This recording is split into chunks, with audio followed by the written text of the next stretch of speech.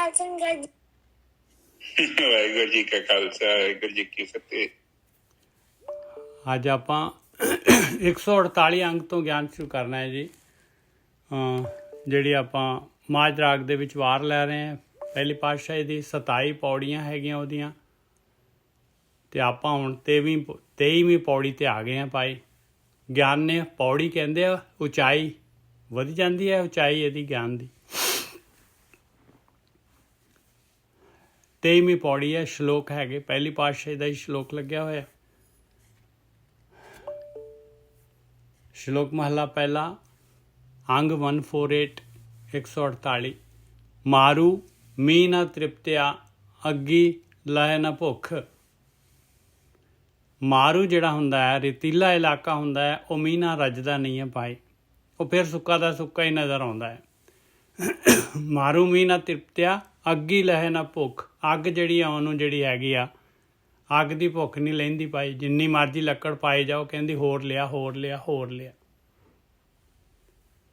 ਰਾਜਾ ਰਾਜ ਨਾ ਤ੍ਰਿਪਤਿਆ, ਸਾਇਰ ਭਰੇ ਕੇ ਸੁੱਖ। ਕਹਿੰਦੇ ਰਾਜਾ ਜਿਹੜਾ ਹੁੰਦਾ ਹੈ ਉਹ ਰਾਜ ਦੇ ਨਾਲ ਨਹੀਂ ਤ੍ਰਿਪਤਦਾ ਭਾਈ, ਇਹਦੇ 'ਤੇ ਵੀ ਕਬਜ਼ਾ ਕਰ ਲਓ, ਇਹਦੇ 'ਤੇ ਵੀ ਕਰ ਲਓ। ਜਿਵੇਂ ਹੁਣ ਔਰ ਰਸ਼ੀਆ ਲੱਗਿਆ ਯੂਕਰੇਨ 'ਤੇ ਕਬਜ਼ਾ ਕਰਨ ਵਾਸਤੇ। ਇਸੇ ਤਰੀਕੇ ਦੇ ਨਾਲ ਰਾਜਾ ਜਿਹੜਾ ਹੈਗਾ ਉਹ ਰਾਜ ਦੇ ਨਾਲ ਤ੍ਰਿਪਤੀ ਨਹੀਂ ਆਉਂਦੀ ਉਹਨੂੰ ਭਾਈ, ਹੋਰ ਅੱਗ ਵੱਧਦੀ ਹੈ, ਹੋਰ ਤ੍ਰਿਸ਼ਨਾ ਵੱਧਦੀ ਹੈ। ਸਾਇਰ ਭਰੇ ਕੇ ਸੁੱਖ। ਸਾਇਰ ਜਿਹੜਾ ਹੈਗਾ, ਸਮੁੰਦਰ ਜਿਹੜਾ ਹੈਗਾ, ਸਮੁੰਦਰ ਨੂੰ ਕਾਹਦਾ ਸੋਕਾ ਹੈ ਭਾਈ? ਸਮੁੰਦਰ ਭਰੇ ਸਮੁੰਦਰ ਹੈ, ਉਹ ਤਾਂ ਹਮੇਸ਼ਾ ਭਰਿਆ ਹੀ ਰਹਿੰਦਾ, ਉਹਨੂੰ ਕਾਹਦਾ ਸੋਕਾ ਹੋਣਾ ਹੈ ਭਾਈ? ਉਹਨੂੰ ਕੀ ਸੋਕਾ ਹੈਗਾ? ਇਸੇ ਤਰੀਕੇ ਦੇ ਨਾਲ ਨਾਨਕ ਸੱਚੇ ਨਾਮ ਕੀ ਕੇਤੀ ਪੁੱਛਾਂ ਪੁੱਛ। ਕਹਿੰਦੇ ਪਰਮੇਸ਼ਰ ਦੇ ਨਾਮ ਦੀ, ਪਰਮੇਸ਼ਰ ਦੀ ਬੰਦਗੀ ਦੀ ਜਿਹੜੀ ਹੈਗੀ ਆ, ਜਿਹੜੇ ਅਭਿਆਸੀ ਹੁੰਦੇ ਆ, ਜਿਹੜੇ ਭਗਤੀ ਕਰਨ ਵਾਲੇ ਹੁੰਦੇ ਆ, ਜਿਹੜੇ ਧਿਆਨ ਸਿਮਰਨ ਕਰਨ ਵਾਲੇ ਹੁੰਦੇ ਆ, ਉਹਨਾਂ ਨੂੰ ਕਿੰਨੀ ਕੁ ਤਲਬ ਹੁੰਦੀ ਆ ਨਾਮ ਦੀ, ਇਹ ਬੰਦਗੀ ਦੀ ਕਿੰਨੀ ਕੁ ਉਹਨਾਂ ਦੇ ਅੰਦਰ ਖਿੱਚ ਹੁੰਦੀ ਆ। ਕਹਿੰਦੇ ਉਹ ਵੀ ਰੱਜਦੇ ਨਹੀਂ ਆ ਭਾਈ ਬੰਦਗੀ ਕਰਨ ਦੇ ਨਾਲ। ਹੋਰ ਤੋਂ ਹੋਰ ਪਰਮਾਤਮਾ ਦਾ ਕੋਈ ਐਂਡ ਨਹੀਂ ਹੈਗਾ, ਮਾਲਕ ਪਰਮਾਤਮਾ ਦਾ। ਹਾਂਜੀ ਗੁਰਕੀ ਸਾਹਿਬ।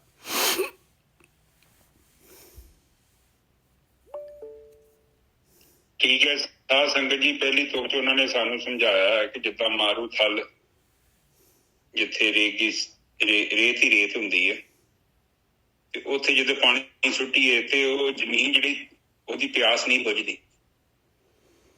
ਪਾਣੀ ਰੋੜੋਗੇ ਫਿਰ ਪਾਣੀ ਜੀਰ ਜਾਂਦਾ, ਫਿਰ ਰੋੜੋਗੇ ਪਾਣੀ ਜੀਰੀ ਜਾਂਦਾ। ਜਿਸੇ ਤਰ੍ਹਾਂ ਅਗਨ ਦੇ ਵਿੱਚ ਲੱਕੜ ਪਾਇਆ, ਅੱਗ ਦੀ ਜਿਹੜੀ ਪਿਆਸ ਖਤਮ ਨਹੀਂ ਹੁੰਦੀ। ਇਹ ਚੀਜ਼ਾਂ ਸਾਨੂੰ ਸਮਝਾਈਆਂ ਨੇ ਇਹਨਾਂ ਨੇ। ਇਸੇ ਹੀ ਤਰ੍ਹਾਂ ਕਹਿੰਦੇ ਆ ਕਿ ਜਿਹੜਾ ਰਾਜਾ ਰਾਜ ਕਰਕੇ ਵੀ ਇਸੇ ਤਰ੍ਹਾਂ ਉਹਦੀ ਤ੍ਰਿਪਤੀ ਨਹੀਂ ਹੁੰਦੀ। ਤੁਸੀਂ ਵੇਖੋ, ਇੱਕ MLA ਜਾਂ MP, ਉਹ ਚਾਹੁੰਦਾ ਮੇਰੇ ਬੱਚੇ ਵੀ MLA ਬਣ। ਇੱਕ ਬੰਦਾ ਜਦੋਂ MLA ਦੀ ਕੁਰਸੀ ਤੇ ਬਹਿ ਜਾਂਦਾ, ਫਿਰ ਉਹ ਕਹਿੰਦਾ ਕਿ ਹੁਣ ਠੇਕਾ ਲੈ ਲਿਆ,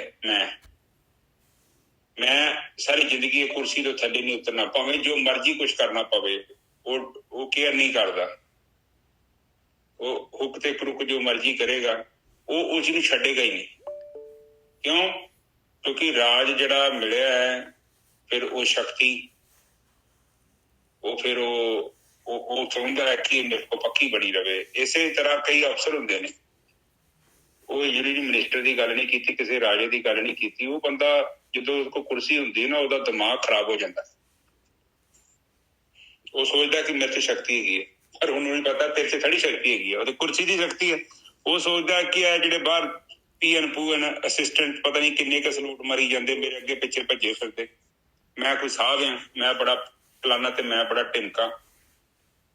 ਉਹਨੂੰ ਪਤਾ ਨਹੀਂ ਕਿ ਉਹਦੇ ਕੋਲ ਕੇਵਲ ਸਿਗਨੇਚਰ ਦੀ ਪਾਵਰ ਹੈ, ਉਹਦੇ ਕੋਲ ਕੁਰਸੀ ਹੈ, ਤੇ ਇਸ ਕਰਕੇ ਉਹਨੂੰ ਸਲੂਟ ਵੱਜ ਰਹੇ ਨੇ। ਇੱਕ ਸਮਾਂ ਆਊਗਾ ਜਿਹੜੇ ਦਫ਼ਤਰ ਵਾਲੇ ਉਹਦੇ ਅੱਗੇ ਪਿੱਛੇ ਭੱਜੇ ਫਿਰਦੇ ਸੀ, ਪਾਣੀ ਪਿਆਉਂਦੇ ਸੀ, ਪਤਾ ਨਹੀਂ ਕੀ ਕੀ ਕਰਦੇ ਫਿਰਦੇ ਸੀ ਵਿਚਾਰੇ, ਕਿਤੇ ਗਿਫਟ ਤੇ ਕਿਤੇ ਉਹਦੇ ਐਸੇ ਚੁਟਕਲਿਆਂ ਤੇ ਵੀ ਹੱਸਦੇ ਸੀ ਜਿੱਥੇ ਹੱਸਣ ਨੂੰ ਦਿਲ ਵੀ ਨਹੀਂ ਕਰਦਾ ਸੀ। ਜਦੋਂ ਬੰਦਾ ਰਿਟਾਇਰ ਹੋ ਜਾਂਦਾ, ਫਿਰ ਉਸ ਦਫ਼ਤਰ 'ਚ ਜਾਂਦਾ ਹੈ, ਤੇ ਫਿਰ ਉਹ ਦਫ਼ਤਰ ਵਾਲੇ ਸੋਚਦੇ ਕਿ ਇਹ ਜਿਹੜਾ ਬੰਦਾ ਇੱਥੇ ਆਇਆ ਨਾ, ਇਹ ਛਣਾਂ ਦੇ ਵਿੱਚ ਇੱਥੋਂ ਗਾਇਬ ਹੋ ਜਾਏ। ਇੱਕ ਟਾਈਮ ਸੀ ਉਹਦੇ ਦਫ਼ਤਰਾਂ 'ਚ ਐਨ ਰੌਣਕ ਲੱਗੀ ਹੁੰਦੀ ਸੀ, ਦੁਨੀਆ ਖਿੜਦੀ ਫਿਰਦੀ ਸੀ। ਸਹੀ ਹੈ ਨਿੱਜਰ ਸਾਹਿਬ? ਬਿਲਕੁਲ। ਇਹ ਹਰਨੇਕ ਜੀ ਤੁਸੀਂ ਆਪਣਾ ਕੈਮਰਾ ਬੰਦ ਕਰ ਦਿਓ ਪਲੀਜ਼। ਬਾਰ-ਬਾਰ ਕੈਮਰਾ ਔਨ ਕਰ ਰਹੇ ਹੋ ਤੁਸੀਂ। ਇੱਕ ਵਾਰੀ ਔਨ ਕੀਤਾ ਤੇ ਫਿਰ ਬੰਦ ਕੀਤਾ, ਫਿਰ ਚਾਲੂ ਕਰਤਾ। ਹਾਂਜੀ ਹਾਂਜੀ ਗੋਰਖੀ ਸਾਹਿਬ, ਬਿਲਕੁਲ ਸਹੀ ਹੈ ਜੀ। ਠੀਕ। ਇਸੇ ਹੀ ਤਰ੍ਹਾਂ ਕੋਈ ਵੀ ਬੰਦਾ ਜਦੋਂ ਉੱਪਰ ਲੈਵਲ ਤੇ ਜਾਂਦਾ ਹੈ ਤੇ ਉਸ ਵਿਚਾਰੇ ਨੂੰ ਪਤਾ ਨਹੀਂ ਲੱਗਦਾ। ਉਹ ਫਿਰ ਕੀ ਕਰਦਾ ਕਿ ਬਹੁਤ ਡੈਮੇਜ ਕਰ ਲੈਂਦਾ, ਨੁਕਸਾਨ, ਕਿਉਂਕਿ ਉਹਨੂੰ ਅਸਲੀਅਤ ਦਾ ਪਤਾ ਹੀ ਨਹੀਂ ਹੈ ਔਰ ਉਹ ਇੱਕ ਡਿਫਰੈਂਟ ਪਰਸਨੈਲਿਟੀ ਜਨਰੇਟ ਕਰ ਲੈਂਦਾ ਹੈ। ਉਹਦੇ 'ਚ ਹਉਮੈ ਜ਼ਿਆਦਾ ਆ ਜਾਂਦੀ ਹੈ। ਹੁਣ ਉਹਦੇ 'ਚ ਹਉਮੈ ਵੀ ਆ ਜੇ, ਲੋਕਾਂ ਨੂੰ ਲੋੜ ਹੁੰਦੀ ਹੈ, ਲੋਕੀ ਕਹਿੰਦੇ ਆ ਕਿ ਲੋੜ ਵੇਲੇ ਕਿਹਨੇ ਗਧੇ ਨੂੰ ਪਿਓ ਬਣਾ ਲਿਆ। ਸਹੀ ਨਾ ਜੀ ਸਾਹਿਬ? ਚੱਲ ਜਦੋਂ ਲੋੜ ਸੀ ਉਹਨੇ ਤੇ ਬਣਾ ਲਿਆ ਸੀ। ਹੁਣ ਜਦੋਂ ਉਹ ਬੰਦਾ ਜਦੋਂ ਰਿਟਾਇਰ ਹੋ ਜਾਂਦਾ ਫਿਰ ਘਰਦਿਆਂ ਤੇ ਅਟੈਕ ਕਰਦਾ। ਹੁਣ ਦਫ਼ਤਰ ਤੇ ਹੈ ਨਹੀਂ, ਕੋਈ ਨਾ ਕੋਈ ਤੇ ਚਾਹੀਦਾ ਹੀ ਹੈ। ਬਿਲਕੁਲ। ਸੋ ਕਹਿਣ ਤੋਂ ਭਾਵ ਇਹ ਆ ਕਿ ਇਹ ਇੱਕ ਦੋਸ਼ ਹੈ। ਉਹ ਦਫ਼ਤਰ ਆਪਣਾ ਘਰੇ ਚੁੱਕ ਕੇ ਲਿਆ ਹੁੰਦਾ। ਰਿਸ਼ਤੇਦਾਰ ਤੇ ਤਾਂ ਨਹੀਂ ਲਾਗੇ ਆਉਂਦੇ ਕਿਉਂਕਿ ਰਿਸ਼ਤੇਦਾਰਾਂ ਨੂੰ ਉਹਦਾ ਲੈਣਾ ਦੇਣਾ ਨਹੀਂ। ਹੁਣ ਘਰ ਵਾਲੇ ਵਿਚਾਰੇ ਕੀ ਕਰਨ? ਹੁਣ ਇਹ ਬੰਦੇ ਨਾਲ ਜੀਵਨ ਬਤੀਤ ਕਰਨਾ। ਹੁਣ ਐਸੀ ਪੋਜੀਸ਼ਨ 'ਚ ਹੈ ਬੰਦਾ ਕਿ ਨਾ ਤੇ ਸੱਜੇ ਤੇ ਨਾ ਖੱਬੇ, ਉਹ ਆਪਸ਼ਨ ਨਹੀਂ ਗਾ ਵਿਚਾਰੇ। ਉਹ ਵਿਚਾਰਾ ਫਿਰ ਉਹ ਸਰਵਾਈਵ ਕਰਦਾ ਉਹਦੇ ਨਾਲ। ਸੋ ਇੱਥੇ ਸਾਧ ਸੰਗਤ ਜੀ ਮਤਲਬ ਇਹੋ ਹੀ ਆ ਕਿ ਜਿੱਦਾਂ ਮਤਲਬ ਇਹ ਬਾਣੀਆਂ ਨੂੰ ਜੋ ਸਮਝਾ ਰਹੀ ਹੈ, ਦੇਖੋ ਬਾਣੀ ਸਮੇਂ ਦੇ ਨਾਲ ਕਥਾ ਤੇ ਆ ਬਣਦੀ ਹੈ। ਰਾਜਾ ਜਿੱਦਾਂ ਰਾਜ ਕਰਕੇ ਤ੍ਰਿਪਤ ਨਹੀਂ ਹੁੰਦਾ, ਉਸੇ ਹੀ ਤਰ੍ਹਾਂ ਇੱਕ ਨੌਕਰੀ ਕਰਨ ਵਾਲਾ ਬੰਦਾ ਤ੍ਰਿਪਤ ਨਹੀਂ ਹੁੰਦਾ। ਇੱਥੇ ਰਾਜੇ, ਸਾਡੇ 'ਚ ਕੋਈ ਰਾਜਾ ਤੇ ਹੁਣ ਹੈ ਕੋਈ ਨਹੀਂ। ਕਿੱਥੇ ਰਾਜੇ? ਹੁਣ ਤੇ ਰਾਜੇ ਨਾਲ ਸਿਸਟਮ ਤੇ ਚੱਲ ਗਿਆ। ਹੁਣ ਤੇ ਸਰਕਾਰਾਂ ਆ ਗਈਆਂ। ਤੁਸੀਂ ਆਪਣੇ ਰਾਜੇ ਨੂੰ ਚੋਣ ਕਰ ਸਕਦੇ ਜੋ। 5 ਸਾਲ ਬਾਅਦ ਤੁਹਾਨੂੰ ਮੌਕਾ ਮਿਲਦਾ, ਤੁਸੀਂ ਜਿਹੜੇ ਵੀ ਬੰਦੇ ਨੂੰ ਚਾਹੋ ਆਪਣਾ ਰਾਜਾ ਬਣਾ ਸਕਦੇ ਜੋ। ਉਹਨੂੰ ਵੋਟ ਦੇ ਦਿਓ, ਉਹ ਬੰਦਾ ਰਾਜਾ ਬਣ ਜਾਏਗਾ ਜੀ, ਕਿਉਂਕਿ ਤੁਹਾਨੂੰ ਆਜ਼ਾਦੀ ਮਿਲ ਗਈ ਹੈ ਨਾ। ਬਿਲਕੁਲ। ਔਰ ਗੋਰਖੀ ਸਾਹਿਬ ਇਹਦਾ ਐਕਚੁਅਲ ਜਿਹੜਾ ਨਾ ਇਹਦਾ ਜਿਹੜਾ ਮੀਨਿੰਗ ਹੈਗਾ ਬਈ ਤੁਸੀਂ ਬੰਦਾ ਜਿਹੜਾ ਹੈਗਾ, ਮਾਇਆ ਜਿਹੜੀ ਐਸੀ ਹੈਗੀ ਆ, ਇਹ ਵਡਿਆਈਆਂ ਜਿਹੜੀਆਂ ਐਸੀਆਂ ਹੈਗੀਆਂ ਮਾਇਆ ਦੀਆਂ, ਇਹ ਕੁਰਸੀਆਂ ਐਸੀਆਂ ਹੈਗੀਆਂ ਕਿ ਇਹਦੇ ਨਾਲ ਰੱਜ ਕਦੀ ਆਉਂਦਾ ਹੀ ਨਹੀਂ ਇਨਸਾਨ ਨੂੰ। ਔਰ ਨਾ ਹੀ ਜਿਹੜਾ ਹੈਗਾ ਭਗਤੀ ਕਰਨ ਵਾਲਾ ਜਿਹੜਾ ਹੈਗਾ ਉਹ ਨਾਮ ਦੇ ਨਾਲ ਉਹਨੂੰ ਵੀ ਨਹੀਂ ਰੱਜ ਆਉਂਦਾ। ਉਹ ਵੀ ਜਿਹੜਾ ਹੈਗਾ ਹੋਰ ਦੇ ਹੋਰ ਮਾਲਕ ਪਰਮਾਤਮਾ ਵੀ ਪਾਈ, ਉਹਦਾ ਵੀ ਕੋਈ ਅੰਤ ਨਹੀਂ ਹੈਗਾ। ਹਾਂਜੀ ਵੀਰ ਜੀ। ਹਾਂਜੀ ਨਿੱਜਾ ਸਾਹਿਬ, ਉਹ ਵੀ ਜ਼ਰੂਰੀ ਆ, ਇਹ ਵੀ ਜ਼ਰੂਰੀ ਆ। ਮਤਲਬ ਕਿ ਤੁਹਾਨੂੰ ਇਹ ਨਹੀਂ ਹੈ ਕਿ ਤੁਸੀਂ ਹੁਣ ਇੱਕ ਰਾਜਾ ਸੀ, ਤੁਹਾਨੂੰ ਸ਼ਾਇਦ ਤੁਹਾਡੇ ਨਾਲ ਪਹਿਲਾਂ ਵੀ ਇੱਕ ਕਥਾ ਆਪਾਂ ਵਿਚਾਰ ਕੀਤੀ ਸੀ ਕਿ ਉਹ ਰਾਜਾ ਸੀ ਕੋਈ, ਉਹ ਰਾਜ ਭਾਗ ਛੱਡ ਕੇ ਜੰਗਲ 'ਚ ਚਲ ਗਿਆ ਤੇ ਉੱਥੇ ਉਹ ਮਿਲੇ ਉਹਨੂੰ ਸਾਧੂ। ਉਹ ਕਹਿੰਦੇ ਤੂੰ ਪਖੰਡੀ ਹੈਗਾ? ਉਹ ਕਹਿੰਦਾ ਮੈਂ ਪਖੰਡੀ? ਮੈਂ ਤੇ ਰਾਜ ਭਾਗ ਦਾ ਤਿਆਗ ਕਰ ਦਿੱਤਾ, ਮੈਂ ਕਹਦਾ ਪਖੰਡੀ? ਉਹ ਕਹਿੰਦਾ ਮੈਂ ਆਪਣੇ ਆਪ ਨੂੰ ਨਸ਼ਟ ਕਰ ਲਾਂਗਾ, ਆਪਣੇ ਆਪ ਨੂੰ ਮਾਰ ਲਾਂਗਾ। ਉਹ ਕਹਿੰਦੇ ਪਹਿਲਾਂ ਤਾਂ ਤੂੰ ਮਾੜਾ ਮੋਟਾ ਪਖੰਡੀ, ਹੁਣ ਤੂੰ ਹੋਰ ਪਖੰਡੀ ਵੱਡਾ ਹੋ ਗਿਆ। ਉਹ ਕਹਿੰਦਾ ਮੈਂ ਕਹਦਾ ਪਖੰਡੀ ਆ? ਉਹ ਕਹਿੰਦਾ ਕਿ ਤੇਰਾ ਧਰਮ ਜਿਹੜਾ ਉਹ ਰਾਜੇ ਦਾ ਧਰਮ ਆ। ਤੂੰ ਆਪਣੀ ਡਿਊਟੀ ਤੇ ਨਾ ਭੱਜ। ਰਾਜਾ ਹੋਣ 'ਚ ਕੋਈ ਪਾਪ ਕਿੱਥੇ ਹੈ? ਇਹ ਸੰਸਾਰ ਤੇ ਏਦਾਂ ਹੀ ਚੱਲਦਾ। ਰਾਣੀ ਮੱਖੀ ਨਹੀਂ ਹੁੰਦੀ ਡੂਮਨੇ ਦੇ ਵਿੱਚ, ਵੇਖਿਆ ਨਹੀਂ? ਇੱਕ ਰਾਣੀ ਮੱਖੀ ਹੁੰਦੀ ਆ, ਉਹਦਾ ਹੁਕਮ ਚੱਲਦਾ, ਸਾਰੇ ਉਹਦੇ ਹੁਕਮ ਨੂੰ ਫੋਲੋ ਕਰਦੇ। ਹੁਣ ਤੁਹਾਡੇ ਘਰ 'ਚ ਇੱਕ ਬੰਦੇ ਨੂੰ ਤੇ ਤੁਹਾਨੂੰ ਪਾਵਰ ਦੇਣੀ ਪੈਣੀ ਆ। ਬਿਲਕੁਲ। ਹੁਣ ਤੁਹਾਡੇ ਘਰ 'ਚ 5-6 ਚੌਧਰੀ ਬਣ ਜਾਣ ਤੇ ਉਹ ਵੀ ਘਰ ਨਹੀਂ ਚੱਲਣਾ। ਉਹ ਤਾਂ ਖਿੱਚੀ ਜਾਣਗੇ, ਆਪੋ ਆਪਣੇ ਪਾਸੇ ਨੂੰ ਖਿੱਚੀ ਜਾਓ, ਫਿਰ ਖਿੱਚ ਟੁੱਟ ਜਾਊਗਾ। ਆਪੇ ਤੁਰੇ ਫਿਰ ਉਹ ਜਿੰਨੇ ਪਿੰਡ 'ਚ ਮੈਂਬਰ ਸਾਰੇ ਸਰਪੰਚ ਬਣਾ ਦੋ। ਫਿਰ ਗੱਡੀ ਨਹੀਂ ਕਿਤੇ ਪਹੁੰਚਣੀ। ਉਹ ਕਨਿਆਂ ਨੂੰ ਖਿੱਚਣੀ ਤੇ ਕਨਿਆਂ ਨੂੰ ਤੇ ਕਨਿਆਂ ਨੂੰ ਤੇ ਕਨਿਆਂ ਨੂੰ, ਫਿਰ ਤੁਰੀ ਉੱਥੇ ਖਲੋਤੀ ਰਹਿਣੀ ਗੱਡੀ। ਇਸ ਕਰਕੇ ਕਹਿੰਦੇ ਲੀਡਰ ਜਿਹੜਾ ਇੱਕ ਹੀ ਚਾਹੀਦਾ ਵਾ। ਕੌਮ ਦੇ ਲੀਡਰ ਜੇ ਚੰਗੇ ਹੋਣ ਤੇ ਤੁਹਾਨੂੰ ਕੌਮ ਨੂੰ ਇਹ ਉੱਚਾ ਚੁੱਕ ਜਾਣਗੇ, ਤੇ ਜੇ ਤੁਹਾਨੂੰ ਕੋਈ ਮਾੜਾ ਘਟੀਆ ਲੀਡਰ ਮਿਲ ਗਿਆ, ਉਹਨੇ ਤੁਹਾਨੂੰ ਪਤਾ ਨਹੀਂ ਕਿੰਨੇ 1000 ਸਾਲ ਪਿੱਛੇ ਲੈ ਜਾਣਾ। ਇਹ ਲੀਡਰ ਬਹੁਤ ਪਾਵਰਫੁਲ ਚੀਜ਼ ਹੁੰਦੀ ਹੈ। ਇਸ ਕਰਕੇ ਲੀਡਰ ਧਿਆਨ ਨਾਲ ਚੁਣਿਆ ਕਰੋ। ਘਰ ਦਾ ਲੀਡਰ ਵੀ ਬੜਾ ਵਧੀਆ, ਬਹੁਤ ਤਰੱਕੀ ਕਰ ਸਕਦਾ ਹੈ ਜੇਕਰ ਉਹ ਨਿੱਜਰ ਸਾਹਿਬ ਇਮਾਨਦਾਰ ਹੋਵੇ। ਤੇ ਜੇਕਰ ਮੇਰੇ ਵਰਗਾ ਉੱਥੇ ਬੈਠਾ ਹੋਵੇ, ਜੂਆ ਖੇਡ ਆਵੇ, ਸ਼ਰਾਬ ਪੀ ਆਵੇ, ਤੁਹਾਡੇ ਪੈਸਿਆਂ ਦੀ ਉੱਥੇ ਮਾੜੇ ਕੰਮ ਕਰੇ, ਤੇ ਤੁਸੀਂ ਕਿੱਥੋਂ ਤਰੱਕੀ ਕਰਨੀ? ਤੁਸੀਂ ਤੇ ਮੈਨੂੰ ਕਮਾ ਕੇ ਦੇ ਦਿੱਤੇ। ਬਿਲਕੁਲ ਸਹੀ ਗੱਲ ਯਾਰ। ਸੌਰੀ, ਮੈਂ ਆਖਿਆ ਗੋਰਖੀ ਸਾਹਿਬ, ਲੀਡਰੀ ਜਿਹੜੀ ਆ ਨਾ ਇਹ ਇਨਸਾਨ ਦੇ ਖੂਨ 'ਚ ਹੁੰਦੀ ਆ ਔਰ ਹਰੇਕ ਦੇ ਅੰਦਰ ਹੁੰਦੀ ਆ। ਲੀਡਰੀ ਕੋਈ ਛੱਡਣਾ ਨਹੀਂ ਚਾਹੁੰਦਾ। ਉਹ ਜਿਵੇਂ ਬਿੱਛੂਆਂ ਦੀ ਡਾਰ ਜਾ ਰਹੀ ਸੀ ਨਾ, ਕਿਸੇ ਨੇ ਕਿਹਾ ਵੀ ਇਹਨਾਂ 'ਚ ਲੀਡਰ ਕਿਹੜਾ? ਕਹਿੰਦਾ ਲਾ ਲਾ ਹੱਥ, ਜਿਹੜਾ ਕਿਸੇ ਦੇ ਵੀ ਪਿੱਠ ਨੂੰ ਹੱਥ ਲਾ ਦੇ, ਤੈਨੂੰ ਆਪੇ ਦੱਸ ਦੂਗਾ ਕਿਹੜਾ ਲੀਡਰ ਹੈਗਾ। ਸਹੀ ਆ। ਲੀਡਰ ਦਾ ਮਤਲਬ ਹੁੰਦਾ ਹੈ ਕਿ ਜਿਹੜਾ ਘਰ ਨੂੰ ਉੱਪਰ ਚੁੱਕੇ। ਤੁਹਾਡੇ ਘਰ ਨੂੰ ਕਹਿ ਲਓ, ਤੁਹਾਡੇ ਪਿੰਡ ਨੂੰ ਕਹਿ ਲਓ, ਤੁਹਾਡੇ ਸ਼ਹਿਰ ਨੂੰ ਕਹਿ ਲਓ, ਤੁਹਾਡੇ ਦੇਸ਼ ਨੂੰ। ਦੇਖੋ ਇਹ ਜਿਹੜੇ ਧਾਰਮਿਕ ਲੀਡਰ ਹੁੰਦੇ ਆ, ਇਹ ਐਸੀਆਂ ਲੀਕਾਂ ਮਾਰ ਜਾਂਦੇ ਨੇ, ਇਹ ਬੰਦੇ ਦੀ ਆਤਮਾ ਨੂੰ ਉੱਪਰ ਚੁੱਕ ਦਿੰਦੇ ਆ, ਸਾਡੀ ਸੋਚ ਨੂੰ ਬਦਲ ਜਾਂਦੇ ਨੇ। ਇਹ ਵੀ ਲੀਡਰ ਨੇ। ਪਰ ਇਹਨਾਂ ਲੀਡਰਾਂ ਕੋਲ ਕੋਈ ਜਾਂਦਾ ਹੀ ਨਹੀਂ, ਜਾਂਦਾ ਹੀ ਨਹੀਂ ਜਾਂਦਾ। ਇਹਨਾਂ ਲੀਡਰਾਂ ਦਾ ਕੋਈ ਸਬਕ ਨਹੀਂ ਲੈਂਦੇ। ਉਹ ਕਹਿੰਦੇ ਨਹੀਂ ਇਹ ਨਹੀਂ ਸਬਕ ਚਾਹੀਦਾ, ਬਾਕੀ ਮੱਥਾ ਟੇਕਾਂਗੇ, ਤੁਹਾਨੂੰ ਪ੍ਰਸ਼ਾਦ ਵੀ ਚੜਾਵਾਂਗੇ, ਤੇ ਜੇ ਕਹੋ ਤੇ ਜਿੱਥੇ ਤੁਹਾਡੀ ਜਗ੍ਹਾ ਬਣੀ ਉੱਥੇ ਸਫਾਈ ਵੀ ਕਰ ਜਾਵਾਂਗੇ, ਪਰ ਜੋ ਤੁਸੀਂ ਕਿਹਾ ਵਾ ਉਹ ਨਹੀਂ ਕਰ ਸਕਦੇ। ਫਿਰ ਉਹ ਕਹਿੰਦੇ ਗੱਲੀ ਅਸੀਂ ਚੰਗੀਆਂ ਆਚਾਰੀ ਬੁਰੀਆਂ। ਉਹ ਕਹਿੰਦੇ ਕੇਵਲ ਤੂੰ ਲਗੋਟ ਸੰਖਿਆ, ਕੇਵਲ ਗੱਲਾਂ ਕਰਨ ਵਾਲਾ ਹੈ, ਅਸਲ ਦੇ ਵਿੱਚ ਤੇਰਾ ਜੀਵਨ ਇੰਨਾ ਉੱਚਾ ਨਹੀਂ ਹੈ।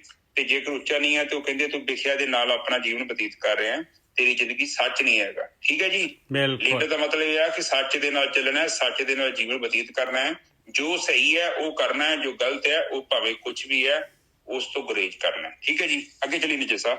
ਹਾਂਜੀ, ਨਾਨਕ ਸੱਚੇ ਨਾਮ ਕੀ ਕੀਤੀ ਪੁੱਛਾਂ ਪੁੱਛ। ਸੱਚੇ ਨਾਮ ਦੀ ਗੱਲ ਕਰ ਰਹੇ, ਦੇਖ ਲਓ। ਕਹਿੰਦੇ ਉਹਨਾਂ ਦੇ ਅੰਦਰ ਕਿੰਨੀ ਕੁ ਤਾਂਘ ਹੁੰਦੀ ਆ ਨਾਮ ਦੀ। ਕਹਿੰਦੇ ਉਹਦੇ ਬਿਆਨ ਤੋਂ ਬਾਹਰ ਹੈ ਭਾਈ। ਹਾਂ, ਤੇ ਜਿਹੜੀ ਸੱਚੇ ਦੀ ਨਾਮ ਦੀ ਖਿੱਚ ਹੈ ਉਹਨੂੰ ਤੁਸੀਂ ਬਿਆਨ ਨਹੀਂ ਕਰ ਸਕਦੇ। ਉਹਨੂੰ ਤੁਸੀਂ ਅਨੁਭਵ ਕਰ ਸਕਦੇ ਜੋ, ਕਿਉਂਕਿ ਕਿਸੇ ਜਿਹੜੀ ਅਧਿਆਤਮਿਕ ਜਿਹੜੀ ਜ਼ਿੰਦਗੀ ਹੈ ਉਹਦੀ ਕੋਈ ਪੈਮਾਨਾ ਨਹੀਂ ਹੈ, ਤੁਸੀਂ ਮੈਜਰਮੈਂਟ ਨਹੀਂ ਕਰ ਸਕਦੇ। ਹੁਣ ਜਿੱਦਾਂ ਰਾਤ ਆ ਦਿਨ ਆ, ਹਰ ਦਿਨ ਮੈਂ ਰਾਤ ਨੂੰ ਵਹਿੰਦਾ, ਹਰ ਦਿਨ ਮੈਂ ਦਿਨ ਨੂੰ ਦੇਖਦਾ, ਪਰ ਮੈਂ ਉਹਨੂੰ ਅਨੁਭਵ ਕਰ ਸਕਦਾ, ਮੈਂ ਉਹਨੂੰ ਬਿਆਨ ਨਹੀਂ ਕਰ ਸਕਦਾ। ਹਰ ਦਿਨ ਹੀ ਕਰਦੇ ਹਾਂ। ਤੁਸੀਂ ਦੱਸ ਦਿਓ, ਤੁਹਾਨੂੰ ਪਤਾ ਹੈ ਰਾਤ ਕੀ ਹੈ, ਕਿਉਂ ਬਣਾਈ ਆ? ਆਪਾਂ ਤਾਂ ਕਹਿ ਦਿੰਦੇ ਸੌਣ ਵਾਸਤੇ ਆ। ਹੁਣ ਇਹਦੇ ਪਿੱਛੇ ਕੀ ਲੌਜਿਕ ਆ ਉਹ ਤੇ ਸਾਨੂੰ ਪਤਾ ਵੀ ਨਹੀਂ ਹੈ, ਸੱਚ ਕੀ ਇਹਦੇ ਪਿੱਛੇ। ਸੋ ਇਹ ਜਿਹੜੀਆਂ ਚੀਜ਼ਾਂ ਹੁੰਦੀਆਂ ਨੇ, ਜਿੱਦਾਂ ਹੁਣ ਇੱਕ ਧਾਰਮਿਕ ਬੰਦੇ ਨੇ ਜਿਹੜੇ ਸਾਧਕ ਹੁੰਦੇ ਆ, ਉਹਨਾਂ ਦੀਆਂ ਜਿਹੜੀਆਂ ਮਤਲਬ ਗੱਲਾਂ ਬੜੀਆਂ ਗਹਿਰੀਆਂ ਹੁੰਦੀਆਂ। ਠੀਕ ਹੈ ਜੀ। ਹਾਂਜੀ ਨਿਜਾ ਸਾਹਿਬ। ਹਾਂ, ਅੱਗੇ ਦੂਸਰੀ ਪਾਤਸ਼ਾਹੀ ਦਾ ਸ਼ਲੋਕ ਆ ਗਿਆ। ਪਰ ਇੱਕ ਗੱਲ ਮਹਾਰਾਜ ਦੂਸਰੀ ਪਾਤਸ਼ਾਹੀ ਕਹਿ ਰਹੀ, ਮਹੱਲਾ ਦੂਜਾ, ਨਿਫਲੰਗ ਤਸ ਜਨਮਸ ਜਾਵਤ ਬ੍ਰਹਮ ਨਾ ਬਿੰਦਤੇ। ਕਹਿੰਦੇ ਆਹ ਗੱਲ ਮੈਂ ਦੱਸ ਦਿੰਦਾ ਹੈ ਭਾਈ, ਵੀ ਜਿਹੜੇ ਇਨਸਾਨ ਨੇ ਆ ਕੇ ਬ੍ਰਹਮ ਨੂੰ ਨਹੀਂ ਬਿੰਦਿਆ, ਪਰਮੇਸ਼ਰ ਦੇ ਨਾਲ ਸਾਂਝ ਨਹੀਂ ਪਾਈ, ਜਿਹੜੇ ਇਨਸਾਨ ਨੇ ਖਾਲੀ ਮਾਇਆ ਦੇ ਨਾਲ ਹੀ ਸਾਂਝ ਪਾਈ ਰੱਖੀ, ਮਾਇਆ ਦੇ ਵਿੱਚ ਹੀ ਆ ਕੇ ਜਿਹੜਾ ਹੈਗਾ ਪਦਾਰਥ ਭੋਗ ਕੇ, ਸਵਾਦ ਭੋਗ ਕੇ ਔਰ ਤੁਰਦਾ ਬਣਿਆ, ਕਹਿੰਦੇ ਉਹਦਾ ਜਨਮ ਨਿਫਲੰਗ ਤਸ ਜਨਮਸ ਜਾਵਤ, ਉਹਦਾ ਜਨਮ ਨਿਫਲ ਗਿਆ, ਬੇਕਾਰ ਜਾ ਰਿਹਾ ਹੈ, ਕੋਈ ਫਾਇਦਾ ਹੀ ਨਹੀਂ ਹੈਗਾ ਉਹਦੇ ਜਨਮ ਦਾ, ਮਨੁੱਖੀ ਜੀਵਨ ਦਾ। ਸਾਗਰੰਗ ਸੰਸਾਰਸ ਗੁਰ ਪ੍ਰਸਾਦੀ ਤਰੇ ਕੇ। ਕਹਿੰਦੇ ਇਹ ਸੰਸਾਰ ਸਮੁੰਦਰ, ਇਹ ਹੁਣ ਕਿਹੜਾ ਸਮੁੰਦਰ ਹੈ? ਤੇ ਆਪਣਾ ਜੀਵਨ ਜਿਹੜਾ ਹੈ ਸਮੁੰਦਰ ਹੈ। ਮਹਾਰਾਜ ਕਹਿੰਦੇ ਸਮੁੰਦਰ ਕਾਹਦਾ ਹੈ ਭਾਈ? ਸਮੁੰਦਰ ਹੈਗਾ ਆ ਜਿਹੜੇ ਤੋਂ ਆਪਣੇ ਅੰਦਰ ਲਹਿਰਾਂ ਉੱਠ ਰਹੀਆਂ ਭਾਈ, ਵਿਚਾਰ ਉੱਠ ਰਹੇ ਆ। ਇਹ ਸੰਸਾਰ ਸਮੁੰਦਰ ਭਾਈ ਕੋਈ ਗੁਰੂ ਦੀ ਕਿਰਪਾ ਦੇ ਨਾਲ, ਗੁਰੂ ਦੀ ਪ੍ਰਸਾਦ ਦੇ ਨਾਲ, ਗੁਰੂ ਦੀ ਮੱਤ ਦੇ ਨਾਲ ਜਿਹੜਾ ਹੈਗਾ, ਗੁਰੂ ਦੀ ਗਾਈਡੈਂਸ ਦੇ ਨਾਲ ਕੋਈ ਟਾਵਾਂ ਤਰ ਜਾਂਦਾ ਇਹਨੂੰ ਭਾਈ। ਕਰਨ ਕਾਰਨ ਸਮਰੱਥ ਹੈ ਕਹੋ ਨਾਨਕ ਵਿਚਾਰ। ਕਹਿੰਦੇ ਇਹ ਮਾਲਕ ਪਰਮਾਤਮਾ ਜਿਹਨੇ ਇਹ ਬਣਾਇਆ ਆ ਇਹ ਸੰਸਾਰ, ਉਹ ਕਾਰਨ ਹੈ ਇਹਦਾ, ਉਹ ਕਰਨ ਵਾਲਾ ਵੀ ਉਹੀ ਹੈਗਾ ਔਰ ਸਮਰੱਥ ਹੈਗਾ, ਕੰਪੀਟੈਂਟ ਹੈਗਾ ਪੂਰਾ। ਕਹੋ ਨਾਨਕ ਵਿਚਾਰ। ਕਹਿੰਦੇ ਉਸ ਮਾਲਕ ਪਰਮਾਤਮਾ ਦੀ ਵਿਚਾਰ ਕਰ ਪਾਏ, ਉਸ ਮਾਲਕ ਦਾ ਧਿਆਨ ਕਰ, ਮਾਲਕ ਪਰਮਾਤਮਾ ਦਾ। ਕਾਰਨ ਕਰਤੇ ਵਸ ਹੈ ਜਿਹਨੇ ਕਲ ਰੱਖੀ ਤਾਰ।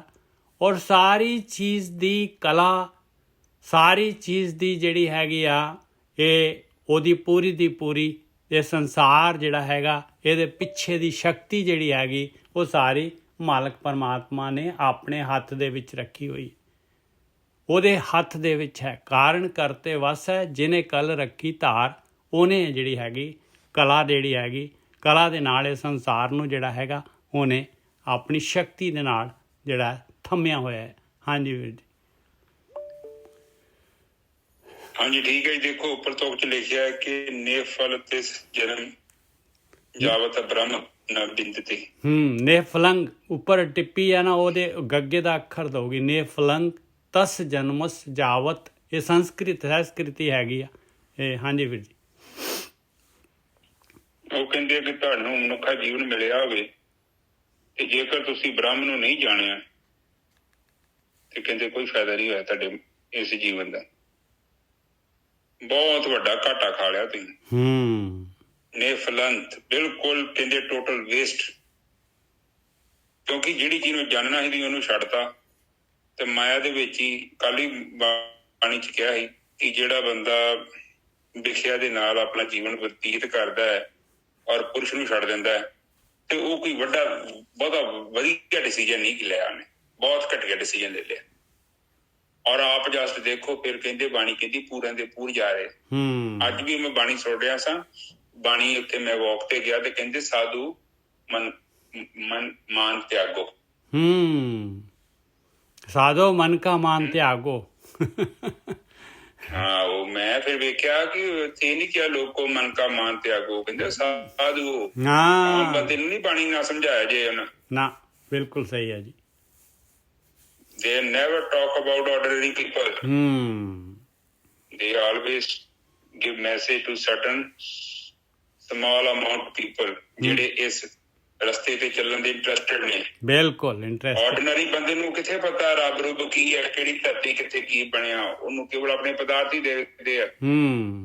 ਉਹ ਕੇਵਲ ਲਿਮਟਿਡ ਲੋਕਾਂ ਨਾਲ ਗੱਲ ਕੀਤੀ ਆ। ਕਿਹੜੇ ਲੋਕਾਂ ਨਾਲ ਗੱਲ ਕੀਤੀ? ਜਿਹੜੇ ਸਕੂਲਾਂ ਸਕਾਲਾਂ ਚ ਪੜ੍ਹਦੇ ਆ ਤੇ ਬਾਕੀ ਦੇ ਇੱਥੇ ਜਾਂਦੇ ਨਹੀਂ। ਬਿਲਕੁਲ। ਹੁਣ ਕਾਲਜ ਵਾਲੇ ਵੇਖਿਆ, ਕਾਲਜ ਵਾਲੇ ਤੁਹਾਨੂੰ ਜਾਂ ਮੈਨੂੰ ਪੜ੍ਹਾਉਂਦੇ ਨਹੀਂ, ਕੇਵਲ ਉਹਨਾਂ ਨੂੰ ਪੜ੍ਹਾਉਂਦੇ ਆ ਜਿਹੜੇ ਇੱਥੇ ਪਹੁੰਚ ਗਏ ਨੇ, ਜਿਹੜੇ ਗਿਆਨ ਪ੍ਰਾਪਤ ਕਰਨਾ ਚਾਹੁੰਦੇ ਨੇ।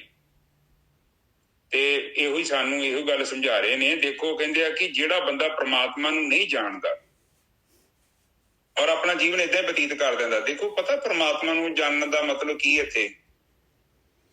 ਕਿਉਂਕਿ ਜਦ ਤੱਕ ਤੁਸੀਂ ਪ੍ਰਮਾਤਮਾ ਨੂੰ ਨਹੀਂ ਨਾ ਸਪਰਸ਼ ਕਰਦੇ, ਜਾਣਦੇ ਨਹੀਂ ਕਰਦੇ, ਉਹਨਾਂ ਚਿਰ ਤੁਹਾਡੀ ਜ਼ਿੰਦਗੀ 'ਚ ਜਿਹੜੀ ਹੈ ਨਾ ਸਿਆਣਪ ਨਹੀਂ ਆਉਣੀ, ਸਫਾਈ ਨਹੀਂ ਆਉਣੀ। ਕਿਉਂਕਿ ਤੁਹਾਡੇ ਕੋਲ ਦੀਪਕ ਨਹੀਂ ਹੈਗਾ ਆਤਮਾ ਦਾ, ਔਰ ਇਸ ਮਾਇਆ ਦਾ ਹਨੇਰਾ ਹੈ, ਤੁਹਾਨੂੰ ਦਿਖਣਾ ਹੀ ਨਹੀਂ ਕੁਛ। ਔਰ ਦਿਖਣਾ ਹੀ ਨਹੀਂ ਆ, ਉਹ ਖਾ ਲੈਣਾ ਜਿੱਥੇ। ਹਾਂ, ਆਪਾਂ ਔਰ ਆਪਾਂ ਫਿਰ ਜਿਹੜੇ ਹੈਗੇ ਲੱਗੇ ਹੀ ਜਿਹੜੀ ਚੀਜ਼ ਹੈ ਹੀ ਨਹੀਂ ਆ ਉਹਦੇ ਨਾਲ ਹੀ ਲੱਗੇ ਰਵਾਂਗੇ ਸਾਰੀ ਉਮਰ। ਜਿਹੜੀ ਮਨੁੱਖਾ ਜੂਨ ਖਤਮ ਹੋ ਜਾਣੀ ਆ ਔਰ ਆਪਾਂ ਮਾਇਆ ਦੇ ਨਾਲ, ਸਰੀਰ ਦੇ ਨਾਲ, ਆਕਾਰ ਦੇ ਨਾਲ ਲੱਗੇ ਰਹਿਣਾ। ਆਕਾਰ ਦੇ ਵਿੱਚੋਂ ਜਿਹੜਾ ਹੈਗਾ ਇੱਕ ਸੂਈ ਵੀ ਨਹੀਂ ਆਪਣੇ ਪੱਲੇ ਪੈਣੀ। ਹਾਂਜੀ ਵੀਰ ਜੀ। ਹਾਂ, ਤੇ ਸੰਸਾਰ ਦੇ ਵਿੱਚ ਫਿਰ ਐਸੀ ਚੀਜ਼ ਆਪਾਂ ਨੂੰ ਮਿਲਣੀ ਹੈ ਜਿਹੜੀ ਚੀਜ਼ ਦਾ ਅੱਗੇ ਮੁੱਲ ਨਹੀਂ ਹੈਗਾ, ਕਿਉਂਕਿ ਅਸੀਂ ਖੁਦ ਚੂਜ਼ ਕਰ ਲਿਆ ਹੈ। ਕਿਉਂਕਿ ਪ੍ਰਕਾਸ਼ ਦੇ ਲਾਗੇ ਤਾਂ ਆਪਾਂ ਗਏ ਹੀ ਨਹੀਂ, ਆਪਣਾ ਜੀਵਨ ਹਨੇਰੇ 'ਚ ਬਤੀਤ ਹੋਇਆ। ਅਸਲ ਤੇ ਤੁਹਾਨੂੰ ਜੀਵਨਾ ਕੀ ਹੈ, ਜੀਵਨ ਕੀ ਹੈ, ਉਹ ਤੁਹਾਨੂੰ ਉਦੋਂ ਪਤਾ ਲੱਗਣਾ ਹੈ ਜਦੋਂ ਤੁਸੀਂ ਆਤਮਾ ਨੂੰ ਸਪਰਸ਼ ਕੀਤਾ। ਆਪਣੀ ਆਤਮਾ ਨੂੰ ਜਦੋਂ ਸਪਰਸ਼ ਕੀਤਾ ਨਾ, ਉਸ ਤੋਂ ਬਾਅਦ ਤਾਂ ਜੀਵਨ ਸਟਾਰਟ ਹੋਣਾ ਹੈ। ਪਹਿਲਾਂ ਵਾਲਾ ਜੀਵਨ ਤੇ ਇਕੱਲਾ ਐਵੇਂ ਹਨੇਰਾ ਹੀ ਹੈ, ਫਿੱਕਾ ਜੀਵਨ ਹੈ। ਉਹ 'ਚ ਕੁਛ ਨਹੀਂ ਹੈਗਾ। ਕਿਉਂ ਨਹੀਂ ਹੈਗਾ?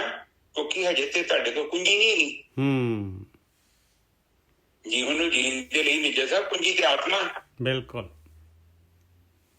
ਕਿਉਂਕਿ ਹਜੇ ਤੇ ਆਪਾਂ ਮਨਮੁਖ ਨੂੰ ਜੀਵਨ ਬਤੀਤ ਕਰ ਰਹੇ ਹਾਂ ਤੇ ਗੁਰਮੁਖ ਦੀ ਬੁੱਧੀ ਥੋੜੀ ਬਣੀ ਹੈ। ਗੁਰਮੁਖ ਦੀ ਬੁੱਧੀ ਉਦੋਂ ਬਣਨੀ ਹੈ ਜਦੋਂ ਤੁਸੀਂ ਆਤਮਾ ਨੂੰ ਜਾਣ ਲਿਆ। ਬਿਲਕੁਲ। ਬਾਣੀ ਦੇਖ ਲਓ ਗੁਰੂ ਕੀ ਦਾ, ਇਹ ਪਹਿਲੀ ਲਾਈਨ 'ਚ ਹੀ ਕਹਿ ਰਿਹਾ, ਕਹਿੰਦੇ ਕਿ ਤੁਹਾਡਾ ਜਨਮ, ਤੁਹਾਡਾ ਜੀਵਨ ਨਿਰਫਲ ਆ। ਕਹਿੰਦੇ ਜੇ ਤੁਸੀਂ ਆਤਮਾ ਨੂੰ ਨਹੀਂ ਜਾਣਿਆ ਤੇ ਬ੍ਰਹਮ ਨਾ ਬਿੰਦ ਤੇ। ਹਾਂਜੀ ਵੀਰ ਜੀ। ਆਹ ਤੇ ਦੱਸੋ, ਇੱਥੇ ਤੇ ਲਿਖਿਆ ਕਿ ਪਾਠ ਕਰਕੇ ਮੱਥਾ ਗੱਲ ਖਤਮ ਹੋ ਜਾਏਗੀ, ਤੁਸੀਂ ਇੱਥੇ ਅੰਮ੍ਰਿਤ ਛਕ ਲਓ, ਗੱਲ ਖਤਮ ਹੋ ਗਈ। ਉੱਥੇ ਲੰਗਰ ਚੜਾਓ, ਪ੍ਰਸ਼ਾਦੇ ਪਕਾਓ, ਸੇਵਾ ਕਰੋ। ਉਹ ਇਹ ਨਹੀਂ ਕਹਿੰਦੇ, ਉਹ ਕਹਿੰਦੇ ਜਿਹਨੇ ਆਤਮਾ ਨੂੰ ਨਹੀਂ ਜਾਣਿਆ। ਹਾਂ, ਸਿੱਧਾ ਇੱਧਰ ਉੱਧਰ ਕਨਫਿਊਜ਼ਨ ਕ੍ਰੀਏਟ ਨਹੀਂ ਕਰ ਰਹੇ ਹੋ। They're not talking about here and there. They're talking point to point. ਬਿਲਕੁਲ ਸਹੀ ਗੱਲ। If you don't know the Atma, your life is gone. Gone. ਬਿਲਕੁਲ ਸਹੀ ਗੱਲ ਹੈ, ਬਿਲਕੁਲ ਸਹੀ ਗੱਲ ਹੈ, ਸਿੱਧੀ ਗੱਲ ਹੈ, ਖਰੀ ਗੱਲ ਆ ਭਾਈ। ਇਹਦੇ ਵਿੱਚ ਕੋਈ ਆਪਾਂ ਮਿਲਾਵਟ ਨਹੀਂ ਕਰਕੇ ਦੱਸ ਰਹੇ। ਹਾਂ, ਬਿਲਕੁਲ ਹੀ। ਉਹ ਕਹਿੰਦੇ ਖਤਮ, ਤੂੰ ਤੇਰਾ ਕੁਛ ਵੀ, ਤੇਰੇ ਜੀਵਨ ਦੀ ਕੋਈ ਪ੍ਰਾਪਤੀ ਨਹੀਂ ਹੈ। ਤੂੰ ਜੋ ਵੀ ਕੀਤਾ ਹੈ ਸਭ ਮਿੱਟੀ। ਪਤਾ ਨਹੀਂ ਕੀ ਕੀਤਾ, ਕਿਉਂਕਿ ਜਿਹੜੀ ਮੇਨ ਚੀਜ਼ ਛੱਡਤੀ ਹੈ ਉਹਦੇ ਬਾਰੇ ਤੈਨੂੰ ਕੁਛ ਨਹੀਂ ਪਤਾ। ਹਾਂਜੀ, ਅੱਗੇ ਚੱਲੀਏ ਨਿਜਰ ਸਾਹਿਬ। ਅਗਲੀ ਤੋਂ ਕਹਿੰਦੀ ਹੈ ਕਿ ਕੋਈ ਟਾਵੇਂ ਜਿਹੜੇ ਹੈਗੇ ਸਾਗਰੰਗ ਸੰਸਾਰਸ ਗੁਰ ਪ੍ਰਸਾਦੀ ਤਰ੍ਹਾਂ ਕੇ, ਕੋਈ ਟਾਵੇਂ ਜਿਹੜੇ ਹੈਗੇ ਇਹ ਗਿਆਨ ਲੈਂਦੇ ਆ ਭਾਈ। ਨੇ ਤਾਂ ਗਿਆਨ ਹੀ ਨਹੀਂ ਲੈਣਾ ਪਸੰਦ ਕਰਦੇ, ਗੱਲ ਹੀ ਨਹੀਂ ਸੁਣਨਾ ਪਸੰਦ ਕਰਦੇ ਗੁਰੂ ਦੀ ਗੱਲ। ਇਹ ਸੰਸਾਰ ਸਮੁੰਦਰ ਕੀ ਤਰਨਾ ਉਹਨਾਂ ਨੇ? ਕਹਿੰਦੇ ਗੱਲ ਹੀ ਨਹੀਂ ਸੁਣਦੇ ਭਾਈ। ਜਿਹੜੇ ਸੁਣਦੇ ਆ, ਜਿਹੜੇ ਇੰਪਲੀਮੈਂਟ ਕਰਦੇ ਆ, ਉਹ ਤਰ ਜਾਂਦੇ ਆ। ਹਾਂਜੀ ਵੀਰ ਜੀ। ਬਿਲਕੁਲ ਸਹੀ ਹੈ। ਕਹਿੰਦੇ ਮੈਜੋਰਟੀ ਉਹ ਲੋਕਾਂ ਦੀ ਆ ਜਿਹੜੇ ਇਸ ਚੀਜ਼ ਤੇ ਸੁਣਦੇ ਹੀ ਨਹੀਂ, ਨਾ ਇਸ ਚੀਜ਼ ਤੇ ਗੌਰ ਕਰਦੇ ਆ। ਵੈਸੇ ਵੀ ਜੇਕਰ ਉਹਨਾਂ ਨੂੰ ਤੁਸੀਂ ਕਹਿਣ ਦੀ ਕੋਸ਼ਿਸ਼ ਵੀ ਕਰੋਗੇ ਨਾ, ਵਿਚਾਰਿਆਂ ਨੂੰ ਪਤਾ ਨਹੀਂ ਲੱਗਣਾ। ਜਿੱਦਾਂ ਗੱਡੀ ਤੇਜ਼ ਭਜਾਈਏ, ਉਹਨੂੰ ਦਿਖਦਾ ਥੋੜੀ ਸਾਈਡ ਤੇ ਕੀ ਚੱਲਣ ਦਿਆ ਵਾ, ਕੀ ਹੋ ਰਿਹਾ। ਉਹਦਾ ਧਿਆਨ ਤੇ ਆਪਣੀ ਸਟੀਅਰਿੰਗ ਤੇ ਆ। ਬਿਲਕੁਲ, ਉਹਨੂੰ ਦਿਖਣਾ ਹੀ ਨਹੀਂ। ਜਦੋਂ ਗੱਡੀ ਸਲੋ ਹੋਊਗੀ ਫਿਰ ਉਹਨੂੰ ਸੱਜਾ ਖੱਬਾ ਦਿਖਾਈ ਦੇਣਾ, ਉਹਨੂੰ ਪਤਾ ਲੱਗਣਾ ਕੀ ਕਿੱਥੋਂ ਮੈਂ ਲੰਘਣ ਲਿਆ ਹਾਂ। ਠੀਕ ਹੈ ਜੀ। ਤੇ ਗੋਰਕੀ ਸਾਹਿਬ ਜ਼ਿਆਦਾ ਲੋਕ ਨਹੀਂ ਹੁੰਦੇ, ਥੋੜੇ ਲੋਕ ਹੁੰਦੇ। ਹਾਂਜੀ, ਗੁਰਪ੍ਰਸਾਦੀ ਜਿਹੜਾ ਹੈਗਾ ਨਾ ਭਾਈ, ਗੁਰਪ੍ਰਸਾਦੀ ਜਿਹੜਾ ਹੈਗਾ ਗੁਰੂ ਦਾ ਗਿਆਨ ਹੈਗਾ ਭਾਈ। ਗੁਰੂ ਦਾ ਗਿਆਨ ਆ, ਇਹ ਆਪਣੇ ਅੰਦਰ ਵੜਨਾ, ਧਿਆਨ ਸਿਮਰਨ ਕਰਨਾ, ਆਹੀ ਗੁਰੂ ਦਾ ਪ੍ਰਸਾਦ ਆ। ਬਾਕੀ ਤਾਂ ਕੜਾਹ ਪ੍ਰਸਾਦ ਭਾਈ, ਕੜਾਹ ਪ੍ਰਸਾਦ ਜਿਹੜਾ ਹੈਗਾ ਇਹ ਜਿਹੜਾ ਹੈਗਾ ਹੋਰ ਦੇ ਹੋਰ ਜਿਹੜੇ ਹੈਗੇ ਗਿਆਨ ਲੈ ਲਓ। ਤੇ ਪਰ ਜਿਹੜਾ ਗੁਰੂ ਦਾ ਪ੍ਰਸਾਦ ਹੈਗਾ, ਜਿਹੜੀ ਗੁਰੂ ਦੀ ਮੱਤ ਹੈਗੀ, ਜੇ ਆਪਣੇ ਅੰਦਰ ਲੈ ਲਈ ਆਪਾਂ ਨੇ, ਆਪਣੇ ਆਪ ਨੂੰ ਚੇਂਜ ਕਰ ਲਿਆ, ਉਹਦੇ ਅਨੁਸਾਰ ਚੱਲ ਪਏ ਆਪਾਂ, ਉਹਦੀ ਲੋਹ ਦੇ ਵਿੱਚ ਚੱਲਣਾ ਸ਼ੁਰੂ ਕਰਤਾ ਆਪਾਂ ਨੇ, ਤੇ ਜਿੱਤ ਜਾਵਾਂਗੇ ਭਾਈ। ਹਾਂਜੀ ਵੀਰ ਜੀ, ਬਿਲਕੁਲ ਠੀਕ ਹੈ ਜੀ। ਕਹਿੰਦੇ ਜਦੋਂ ਤੁਹਾਨੂੰ ਚੰਗਾ ਗਾਈਡੈਂਸ ਮਿਲ ਜੇ, ਹੁਣ ਗੁਰੂਆਂ ਦੀ ਬਾਣੀ ਆਪਾਂ ਨੂੰ ਸਮਝਾ ਰਹੀ ਹੈ, ਤੇ ਜੇ ਆਪਾਂ ਇਹ ਤੋਂ ਕੋਈ ਫਾਇਦਾ ਉਠਾ ਲਈਏ ਤੇ ਉਹ ਪ੍ਰਕਾਸ਼ ਸਾਡੇ ਜੀਵਨ ਚ ਆ ਜਾਏਗਾ। ਤੇ ਜਿਹੜਾ ਉੱਪਰ ਲਿਖਿਆ, ਜਿਹੜਾ ਨਿਰਫਲ ਨਹੀਂ ਹੋਊਗਾ ਸਾਡਾ ਜੀਵਨ ਸਫਲ ਹੋ ਜਾਊਗਾ। ਬਾਣੀ ਫਿਰ ਕਹਿੰਦੀ ਆਪ ਮੁਕਤ ਕਰੇ ਸੰਸਾਰ। ਬਿਲਕੁਲ, ਹਾਂ, ਆਪ ਮੁਕਤ ਕਰੇ ਸੰਸਾਰ, ਬਿਲਕੁਲ ਸਹੀ ਹੈ। ਫਿਰ ਉਹ ਆਪ ਹੀ ਮੁਕਤ ਹੋ ਜਾਊਗਾ, ਫਿਰ ਦੂਜਿਆਂ ਨੂੰ ਮੁਕਤ ਕਰ ਦੂਗਾ। ਕਿਉਂ ਕਰ ਦੂਗਾ? ਕਿਉਂਕਿ ਇਹਨੇ ਬ੍ਰਹਮ ਨੂੰ ਜਾਣ ਲਿਆ। ਜਿਹਨੇ ਆਤਮਾ ਨੂੰ ਚੀਨ ਲਿਆ ਹੈ ਨਾ, ਉਹ ਬਹੁਤ ਵੱਡਾ ਕੰਮ ਹੋ ਗਿਆ। ਹੁਣ ਉਸ ਤੋਂ ਬਾਅਦ ਪਤਾ ਨਹੀਂ ਕਿੰਨੇ ਹੋਰ ਚੀਨ ਲੈਣਾ, ਜਾਣ ਲੈਣਾ ਆਤਮਾ ਨੂੰ। ਹਾਂਜੀ ਨਿਜਰ ਸਾਹਿਬ, ਅੱਗੇ ਕਹਿੰਦੇ ਕਿ ਉਹ ਮਾਲਕ ਪਰਮਾਤਮਾ ਜਿਹੜਾ ਹੈਗਾ, ਉਹਨੇ ਇਸ ਕਾਰਨ ਉਹਦੇ ਕੋਲ ਆ, ਉਹਨੇ ਜਿਹੜੀ ਖੇਡ ਬਣਾਈ ਹੋਈ ਆ ਭਾਈ, ਮਾਲਕ ਨੇ ਖੇਡ ਬਣਾਈ ਆ। ਕਰਨ ਕਾਰਨ ਸਮਰੱਥ ਹੈ ਉਹ ਮਾਲਕ ਪਰਮਾਤਮਾ।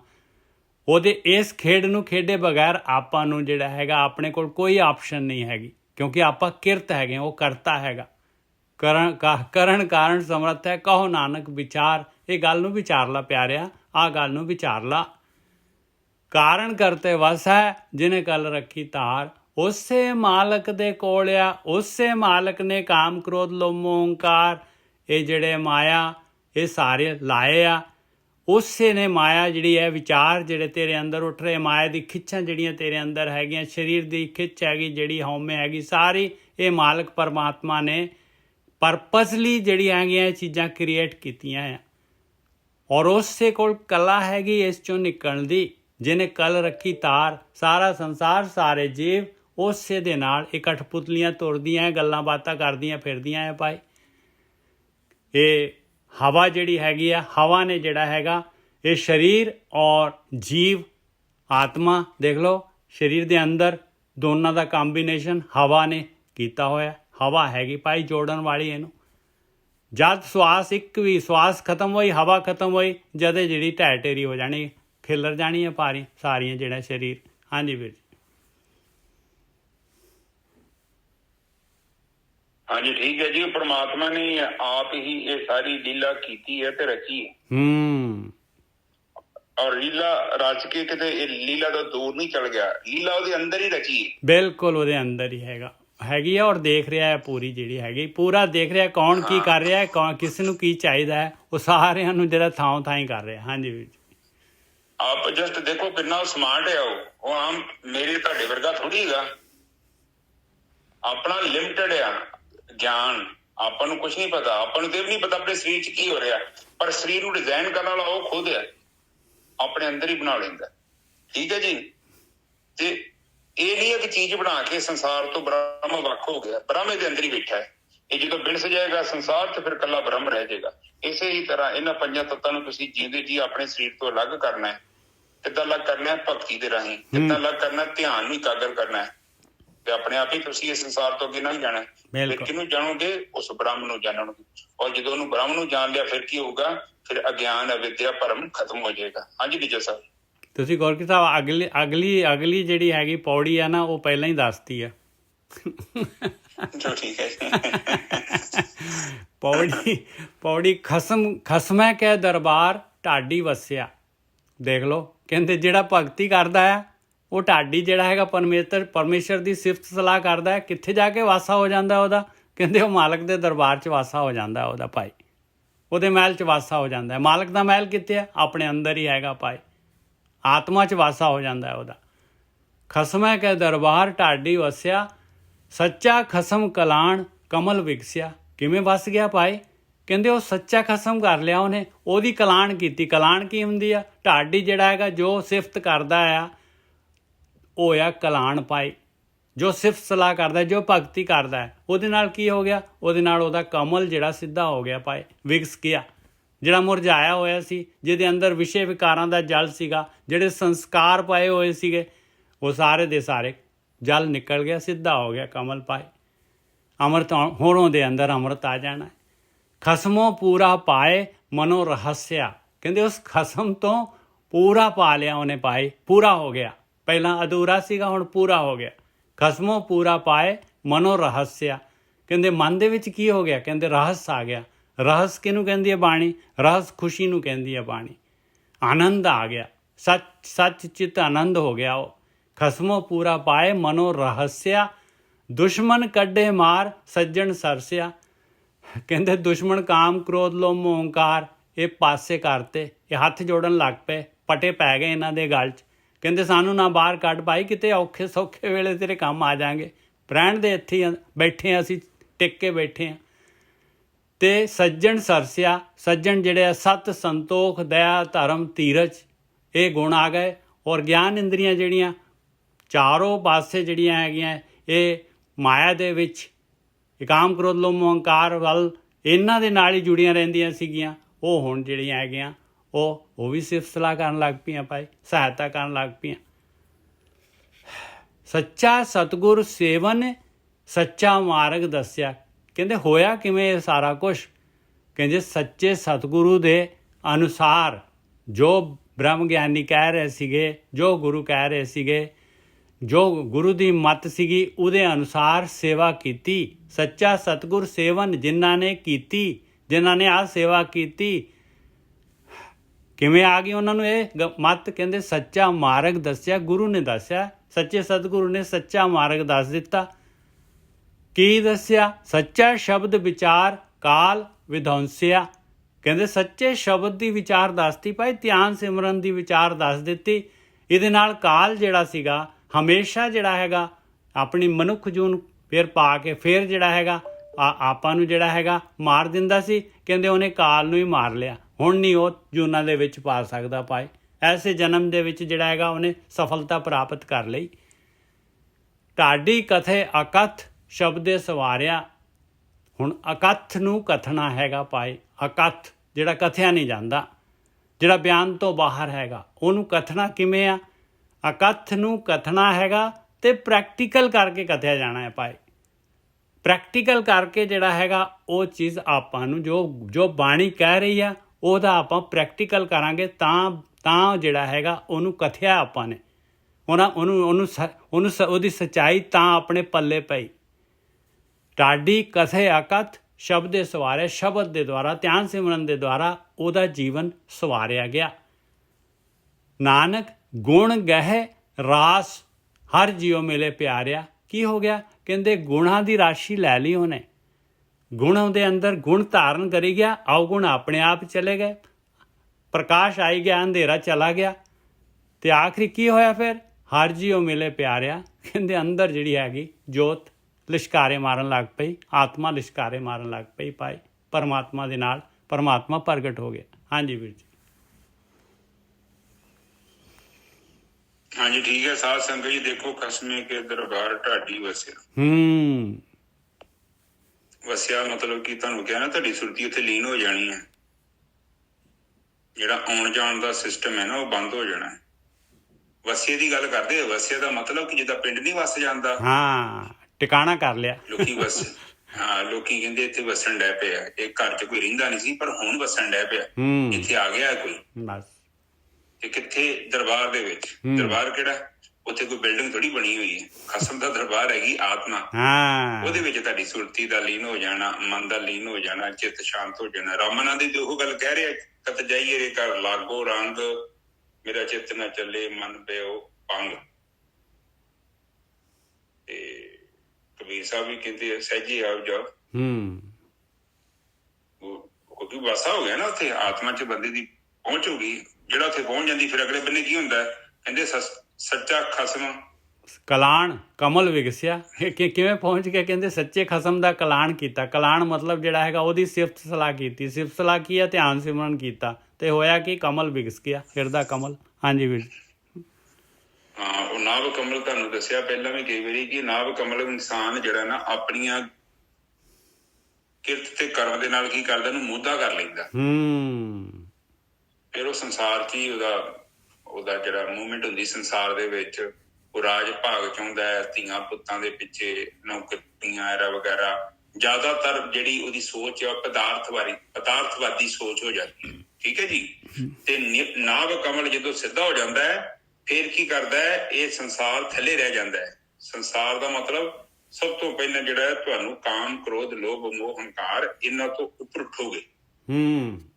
ਜਿਵੇਂ ਜਿਵੇਂ ਤੁਹਾਡਾ ਕਮਲ, ਨਾਭ ਕਮਲ ਸਿੱਧਾ ਹੋ ਗਿਆ। ਦੇਖੋ ਹੁਣ ਜਿਹੜੇ ਤੁਹਾਡੇ ਹੁਣ 93 ਸਾਧਕ ਤੁਸੀਂ ਇੱਥੇ ਬੈਠੇ ਜੋ, ਹੁਣ ਪਤਾ ਨਹੀਂ ਮੈਨੂੰ ਕਿੰਨਿਆਂ ਕੁ ਦਾ ਪ੍ਰਕਾਸ਼ ਪ੍ਰਗਟ ਹੈ ਜਿਹੜਾ ਤੁਹਾਡੇ ਉੱਪਰ ਸਹਸਰਾ ਚੱਕਰ 'ਚ ਵੇਖੋ ਲਗਾਤਾਰ ਉੱਪਰ ਮੂਵਮੈਂਟ ਚੱਲਦੀ ਹੈ।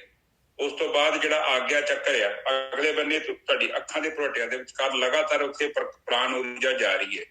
ਇਹ ਨਾਭ ਕਮਲ ਦੇ ਸਿੱਧੇ ਹੋਣ ਦੀ ਨਿਸ਼ਾਨੀ ਹੈ। ਜਦੋਂ ਸਹਸਰਾ ਚੱਕਰ ਜਿੱਥੇ ਜੂੜਾ ਬੰਨ੍ਹਦੇ ਆ ਆਪਾਂ, ਉੱਥੇ ਪ੍ਰਾਣ ਊਰਜਾ ਪਹੁੰਚ ਗਈ ਤੇ ਸਰ ਜਿਹੜਾ ਵਾ ਉਹ ਉਹਨੇ ਮਨ ਨੇ ਤੁਹਾਡੇ ਨਾ ਮਜਨ ਕਰਨਾ ਹੈ, ਪ੍ਰਾਣ ਮੱਜਨ ਕਰਨਾ ਹੈ।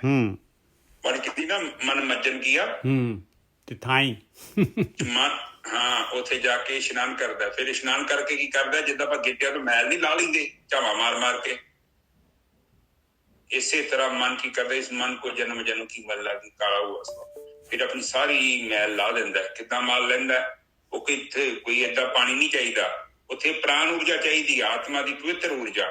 ਜਿਹੜਾ ਨੇ ਰਸਤਾ ਬੰਦ ਕਰ ਦਿੱਤਾ ਸੀ, ਤੁਹਾਡੇ ਘਰ ਮੰਨ ਲਓ ਟੂਟੀ ਆ, ਪਾਣੀ ਦੀ ਟੂਟੀ ਆਉਂਦੀ ਆ, ਉਹਦੇ ਨਾਲ ਤੁਸੀਂ ਮੂੰਹ ਧੋਂਦੇ ਸੀ, ਕੱਪੜੇ ਧੋਂਦੇ ਸੀ, ਬਰਤਨ ਧੋਂਦੇ ਸੀ, ਤੁਸੀਂ ਕੀ ਕੀਤਾ, ਉਹ ਟੂਟੀ ਬੰਦ ਕਰਤੀ। ਹੋਰ ਕੋਈ ਚਾਂਸ ਨਹੀਂ ਹੈ ਤੁਹਾਡੇ ਘਰ ਪਾਣੀ ਆਉਣ ਦਾ। ਤੇ ਹੁਣ ਤੁਸੀਂ ਕਿੱਦਾਂ ਕੱਪੜੇ ਧੋਓਗੇ, ਕਿੱਦਾਂ ਮਤਲਬ ਆਪਣੇ ਆਪ ਨੂੰ ਸਾਫ਼ ਸੁਥਰਾ ਰੱਖੋਗੇ, ਘਰ ਨੂੰ ਕਿੱਦਾਂ ਸਾਫ਼ ਕਰੋਗੇ? ਸੋ ਸਾਰੇ ਕੰਮ ਡਿਸਟਰਬ ਹੋ ਗਏ।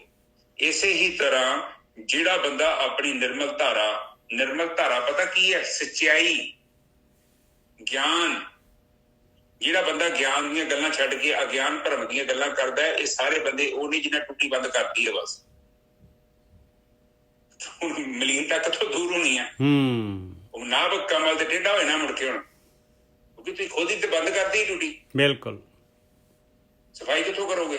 ਤੁਹਾਨੂੰ ਹੁਣ ਲੋਕਾਂ ਨੇ ਥੋੜੀ ਤੁਹਾਨੂੰ ਦੱਸਣਾ ਹੈ ਕਿ ਕੀ ਸਹੀ ਤੇ ਕੀ ਗਲਤ ਆ, ਉਹ ਤੁਹਾਡੀ ਆਤਮਾ ਨੇ ਦੱਸਣਾ ਹੈ। ਬੜੀ ਮਾੜੀ ਜਿਹੀ ਆਵਾਜ਼ ਨਹੀਂ ਆਉਂਦੀ ਹੁਣ ਕਿ ਇਹ ਨਾ ਕੰਮ ਕਰ ਚਰਨਜੀਤ, ਤੇ ਤੇਰੇ ਪੈਸੇ ਨਹੀਂ, ਨਾ ਚੁੱਕ ਇਹਨਾਂ ਨੂੰ, ਇਹ ਔਰਤ ਤੇਰੀ ਨਹੀਂ ਹੋ, ਇਹ ਮਰਦ ਤੇਰਾ ਨਹੀਂ ਹੋ, ਨਾ ਇਹਦੇ ਨਾਲ ਜਾ। ਆਵਾਜ਼ ਆਉਂਦੀ ਹੈ ਤੁਹਾਡੇ ਅੰਦਰੋਂ, ਉਹ ਤੁਸੀਂ ਸੁਣੋ ਨਾ ਸੁਣੋ, ਉਹ ਗੱਲ ਤੁਹਾਡੀ ਵੱਖਰੀ ਹੈ। ਕਿਉਂਕਿ ਧਰਮਰਾਜ ਨੇ ਵੀ ਜਵਾਬ ਦੇਣਾ ਨਾ ਕਿ ਬਈ ਮੈਂ ਤੈਨੂੰ ਆਵਾਜ਼ ਦਿੱਤੀ ਸੀ। ਬਿਲਕੁਲ। ਇਹ ਤਰਾਜੂ ਤੁਸੀਂ ਵਜਨ ਜੋਗਦੇ ਜੋ ਤੇ ਅਗਲਾ ਕਹਿੰਦਾ ਨਹੀਂ ਹੈ। ਤੁਸੀਂ ਕਹੋ ਜੀ ਇਹ ਜੀ ਮੈਂ ਆਪਣੇ ਘਰਦਿਆਂ ਨੂੰ ਦੇਣਾ, ਤੇ ਬਸ ਤੁਸੀਂ ਏਦਾਂ ਕਰੋ ਕਿ ਮੇਰਾ ਵਜਨ ਜੋਗ ਦੋ। ਉਹ ਅਗਲਾ ਕਹਿੰਦਾ ਭਾਈ ਜਿਹੜਾ ਤੇਰਾ ਵਸਤੂ ਆ ਘਟਿਆ, ਕਾਂਟਾ ਵੇਖ। ਆਪਾਂ ਕਹਿੰਦੇ ਨਹੀਂ ਜੀ ਛੱਡੋ ਖੜਾ ਜੀ, ਆਪਣੇ ਤੇ ਰਿਸ਼ਤੇਦਾਰਾਂ ਨੂੰ ਦੇਣੀ ਆ, ਕੋਈ ਗੱਲ ਨਹੀਂ। ਸੋ ਕਹਿਣ ਤੋਂ ਭਾਵ ਆ ਕਿ ਇਹ ਜਿਹੜਾ ਵਸਤੂ ਆਪਾਂ ਖੁਦ ਖਰੀਦਦੇ ਆ, ਇਹਦੇ ਲਈ ਕਾਂਡਾ ਕੁੰਡਾ ਹੀ ਵੇਖਣਾ ਹੁੰਦਾ ਵਾ। ਉਹ ਕਾਂਡਾ ਹੈ ਧਰਮ ਦਾ, ਉਹਦੇ ਤੋਂ ਕੋਈ ਵੇਂਦਾ ਨਹੀਂ ਹੈ। ਤੇ ਇਸ ਕਰਕੇ ਫਿਰ ਕੀ ਹੁੰਦਾ ਕਿ ਹੌਲੀ ਹੌਲੀ ਜਿਹੜਾ ਕਮਲ ਆ ਉਹ ਬਹਿ ਜਾਂਦਾ ਵਾ। ਪਰ ਇਹ ਬਾਣੀ ਕਹਿੰਦੀ ਆ ਕਿ ਜੇਕਰ ਤੂੰ ਸੱਚੇ ਦੇ ਦਰਬਾਰ 'ਚ ਚਲਾ ਜਾਏਗਾ ਨਾ, ਉੱਥੇ ਵਾਸਾ ਕਰ ਲਏਗਾ, ਤੇ ਤੇਰਾ ਕਮਲ ਸਿੱਧਾ ਹੋ ਜਾਊਗਾ। ਤੇ ਕਮਲ ਸਿੱਧਾ ਹੋ ਜਾਊਗਾ ਮੈਂ ਕਹਿਣ ਤੋਂ ਭਾਵ ਕਿ ਜਿੱਥੇ ਤੂੰ ਥੱਲੇ ਜਾਣਨ ਇੰਦਰੀ 'ਚ ਬੈਠਾ ਤੇ ਜਿਹੜਾ ਨਾਭੀ ਚੱਕਰ 'ਚ ਬੈਠਾ, ਉੱਥੋਂ ਤੂੰ ਤਾਂ ਉੱਠ ਜਾਏਗਾ, ਉੱਪਰ ਆ ਜਾਏਗਾ। ਆਗਿਆ ਚੱਕਰ 'ਚ ਤੁਹਾਡੀ ਪ੍ਰਾਣ ਊਰਜਾ ਚੱਲ ਗਈ, ਫਿਰ ਤੁਸੀਂ ਆਪਣੀਆਂ ਇੰਦਰੀਆਂ ਨੂੰ ਕਮਾਂਡ ਕਰ ਸਕਦੇ ਜੋ। ਤੁਸੀਂ ਉਹਨਾਂ ਨੂੰ ਕਹੋਗੇ ਨਾ ਆਹ ਕੰਮ ਕਰਨਾ, ਇਹ ਕਰਨਾ, ਉਹ ਕਰਨਾ, ਜਿੱਦਾਂ ਇੱਕ ਮਾਲਿਕ ਦਾ ਹੁਕਮ ਮੰਨਦਾ ਹੈ ਨਾ ਨੌਕਰ, ਉਸੇ ਹੀ ਤਰ੍ਹਾਂ ਤੁਹਾਡੀਆਂ ਇੰਦਰੀਆਂ ਤੁਹਾਡਾ ਹੁਕਮ ਮੰਨਣਗੀਆਂ, ਜੇਕਰ ਆਗਿਆ ਚੱਕਰ 'ਚ ਪ੍ਰਾਣ ਊਰਜਾ ਪਹੁੰਚ ਚੁੱਕੀ ਹੈ। ਠੀਕ ਹੈ ਨਾ ਜੀ ਸਾਹਿਬ? ਬਿਲਕੁਲ ਸਹੀ ਗੱਲ ਆ। ਔਰ ਜਿਹੜਾ ਹੈਗਾ ਇਸੇ ਦੇ ਨਾਲ ਹਰ ਸਿਮਰਤ ਤਨ ਮਨ ਹਰਿਆ ਲਹਿ ਜਾਏ ਵਿਜੋਗ, ਇਸੇ ਦੇ ਨਾਲ ਹਰਾ ਭਰਾ ਹੋਣਾ ਹੈ ਭਾਈ। ਇਹ ਪ੍ਰਾਣ ਸ਼ਕਤੀ ਦੇ ਨਾਲ ਹੀ ਜੀਵਨ 'ਚ ਹਰਿਆਲੀ ਆਉਣੀ ਹੈ। ਹਾਂਜੀ ਵੀਰ ਜੀ, ਬਿਲਕੁਲ ਠੀਕ ਹੈ ਜੀ। ਫਿਰ ਜਦੋਂ ਤੁਸੀਂ ਇੱਥੇ ਪਹੁੰਚ ਗਏ ਤੇ ਹਰਿਆਲੇ ਕੀ ਹੋਊਗਾ? ਹਰ ਸਿਮਰਤ ਤਨ ਮਨ ਹਰਿਆ। ਤੁਸੀਂ ਹਰ ਨੂੰ ਸਿਮਰਿਆ, ਹਾਂ, ਤੇ ਤੁਹਾਡਾ ਤਨ ਮਨ ਜਿਹੜਾ ਹੈ ਹਰਿਆ ਹੋ ਜਾਊਗਾ। ਹਰਿਆ ਦਾ ਮਤਲਬ ਕਿੱਦਾਂ ਮਹਾਰਾਜ, ਅਸੀਂ ਹਰੇ ਨਹੀਂ ਆ? ਉਹ ਕਹਿੰਦੇ ਨਹੀਂ, ਤੂੰ ਹਰਿਆ ਨਹੀਂ, ਤੂੰ ਤੇ ਸੁੱਕਾ ਪਿਆ ਕਿ ਤੇਰੇ ਅੰਦਰ ਗੁਣ ਨਹੀਂ ਹੈਗੇ, ਅਵਗੁਣ ਪ੍ਰਗਟ ਹੋਏ ਪਏ ਆ। ਬੇਵਕੂਫਾ, ਤੂੰ ਇੱਕ ਸੁੱਕਾ ਰੁੱਖ ਆ, ਤੇਰੀ ਕੋਈ ਸ਼ਾਨ ਨਹੀਂ ਹੈਗੀ, ਤੂੰ ਸੁੱਕਾ ਵਾ, ਬਿਲਕੁਲ ਸੁੱਕਾ। ਔਰ ਮੇਰੇ ਅੱਗੇ ਹਰਿਆ ਰੰਗ ਫੇਰ ਕੇ ਮੁੜ ਕੇ ਕਹਿੰਦਾ ਮੈਂ ਹਰਿਆ। ਕਹਿੰਦਾ ਨਹੀਂ, ਤੂੰ ਅੰਦਰੋਂ ਸੁੱਕਾ ਵਾ, ਤੂੰ ਬਾਹਰੋਂ ਰੰਗ ਮਾਰ ਲਿਆ। ਮੇਰੇ ਵਰਗੇ ਦੇ ਬਾਹਰੋਂ ਕੱਪੜੇ ਪਾਲੇ ਚਿੱਟੇ ਚੁੱਟੇ ਵਧੀਆ ਬੰਗਲਾ ਪੱਗ। ਕਹਿੰਦੇ ਨਹੀਂ, ਤੂੰ ਅੰਦਰੋਂ ਹਰਿਆ ਨਹੀਂ ਆ। ਤੇ ਜੇ ਮੰਦਰੋਂ ਹਰਾਉਂਗਾ ਤਾਂ ਫੇਰ ਕੀ ਹੋਊਗਾ? ਇਹਦੀ ਤੇ ਅਸਲੀ ਖੇਡ ਬਣਨੀ ਹੈ। ਠੀਕ ਹੈ ਜੀ ਸਾਹਿਬ, ਅੱਗੇ ਚੱਲੀਏ। ਖਸਮੋ ਪੂਰਾ ਪਾਏ ਮਨੋ ਰਹੱਸਿਆ, ਆ ਹੋ ਗਿਆ ਹਰਿਆ। ਖਸਮੋ ਪੂਰਾ ਪਾਏ, ਖਸਮ ਨੇ ਪੂਰਾ ਕਰਤਾ। ਜਿਹੜਾ ਭਗਤੀ ਕਰਦਾ, ਜਿਹੜਾ ਮਾਲਕ ਦੇ ਦਰ ਤੇ ਮੰਗਦਾ ਹੈ, ਉਹ ਮਾਲਕ ਦਰ ਖੋਲ ਦਿੰਦਾ, ਹੋ ਜਾਂਦਾ ਹਰਾ। ਦੁਸ਼ਮਣ ਕੱਢੇ ਮਾਰ, ਸੱਜਣ ਸਰਸਿਆ। ਨਿਸ਼ਾਨੀ ਆ ਹੈਗੀ ਭਾਈ, ਕਾਮ ਕ੍ਰੋਧ ਲੋਭ ਮੋਹ ਹੰਕਾਰ ਇਹ ਘਟ ਜਾਣਗੇ ਤੇ ਸਤ ਸੰਤੋਖ ਦਇਆ ਧਰਮ ਧੀਰਜ ਸੱਜਣ ਜਿਹੜੇ ਹੈਗੇ ਉੱਪਰ ਆ ਜਾਣਗੇ ਭਾਈ। ਗੁਣ ਪ੍ਰਗਟ ਹੋ ਜਾਣਗੇ, ਅਵਗੁਣ ਛੁਪ ਜਾਣਗੇ। ਹਾਂ, ਤੁਹਾਨੂੰ ਕਈ ਵਾਰੀ ਕਹੀਦਾ ਪਹਿਲਾਂ ਵੀ ਕਿ ਜਦੋਂ ਤੁਹਾਡੀ ਇੱਕ ਬੁੱਧੀ ਹੈ, ਇੱਕ ਬੁੱਧੀ ਜਦੋਂ ਤੁਸੀਂ ਉਹਦੇ ਨਾਲ ਬਹੋਗੇ, ਉਹਦੀਆਂ ਗੱਲਾਂ ਸੁਣੋਗੇ, ਉਹਦੇ ਮਾੜੇ ਅਵਗੁਣਾਂ ਦੀ ਸੰਗਤ ਕਰੋਗੇ ਤੇ ਹੌਲੀ ਹੌਲੀ ਕਰਕੇ ਬੜੀ ਸਟਰੋਂਗ ਹੋ ਜਾਣਾ। ਪਰ ਬਾਣੀ ਕਹਿੰਦੀ ਹੈ ਨਹੀਂ, ਜੇ ਤੂੰ ਚਾਹਵੇਂ ਤੇ ਤੂੰ ਬੁੱਧੀ ਦਾ ਸੰਗ ਕਰੀ ਤੇ ਦੁਸ਼ਮਣ ਕੀ ਕਰਨਗੇ? ਆਟੋਮੈਟਿਕਲੀ ਤੇਰੇ ਅੰਦਰੋਂ ਭੱਜ ਜਾਣਗੇ, ਕਿਉਂਕਿ ਤੂੰ ਸੰਗ ਚੰਗਿਆਂ ਦਾ ਕੀਤਾ। ਜਦੋਂ ਮਾੜਾ ਕਹਿੰਦੇ, ਇਸ ਲਈ ਬਾਣੀ ਕਹਿੰਦੀ ਹੈ ਕਿ ਜਿਹੜਾ ਬੰਦਾ ਸਾਧੂ ਦੀ ਸੰਗਤ ਕਰਦਾ ਹੈ ਨਾ, ਇੱਕ ਥੋੜੇ ਸਮੇਂ ਦੀ ਵੀ ਸੰਗਤ ਉਹਦੇ ਪਤਾ ਨਹੀਂ ਕਿੰਨੇ ਜਨਮਾਂ ਦੇ ਕਿਲਬ ਕੱਟੇ ਜਾਂਦੇ ਆ। ਸੰਗਤ ਕਿਤੇ ਮਾਮੂਲੀ ਚੀਜ਼ ਹੈ। ਬਾਣੀ ਕਿਉਂ ਕਹਿੰਦੀ ਸਾਧੂ ਦੀ ਧੂੜੀ 'ਚ ਜਾ ਕੇ ਇਸ਼ਨਾਨ ਕਰੋ? ਧੂੜੀ ਉੱਥੇ ਮਿੱਟੀ ਥੋੜੀ ਉੱਡਦੀ ਹੈ, ਲੋਕੀ ਚੁੱਕ ਕੇ ਗੋਦਰੇ ਮਿੱਟੀ ਦੇ ਘਰ ਲੈ ਆਉਂਦੇ, ਮੱਥੇ ਲਾਈ ਜਾਂਦੇ ਆ।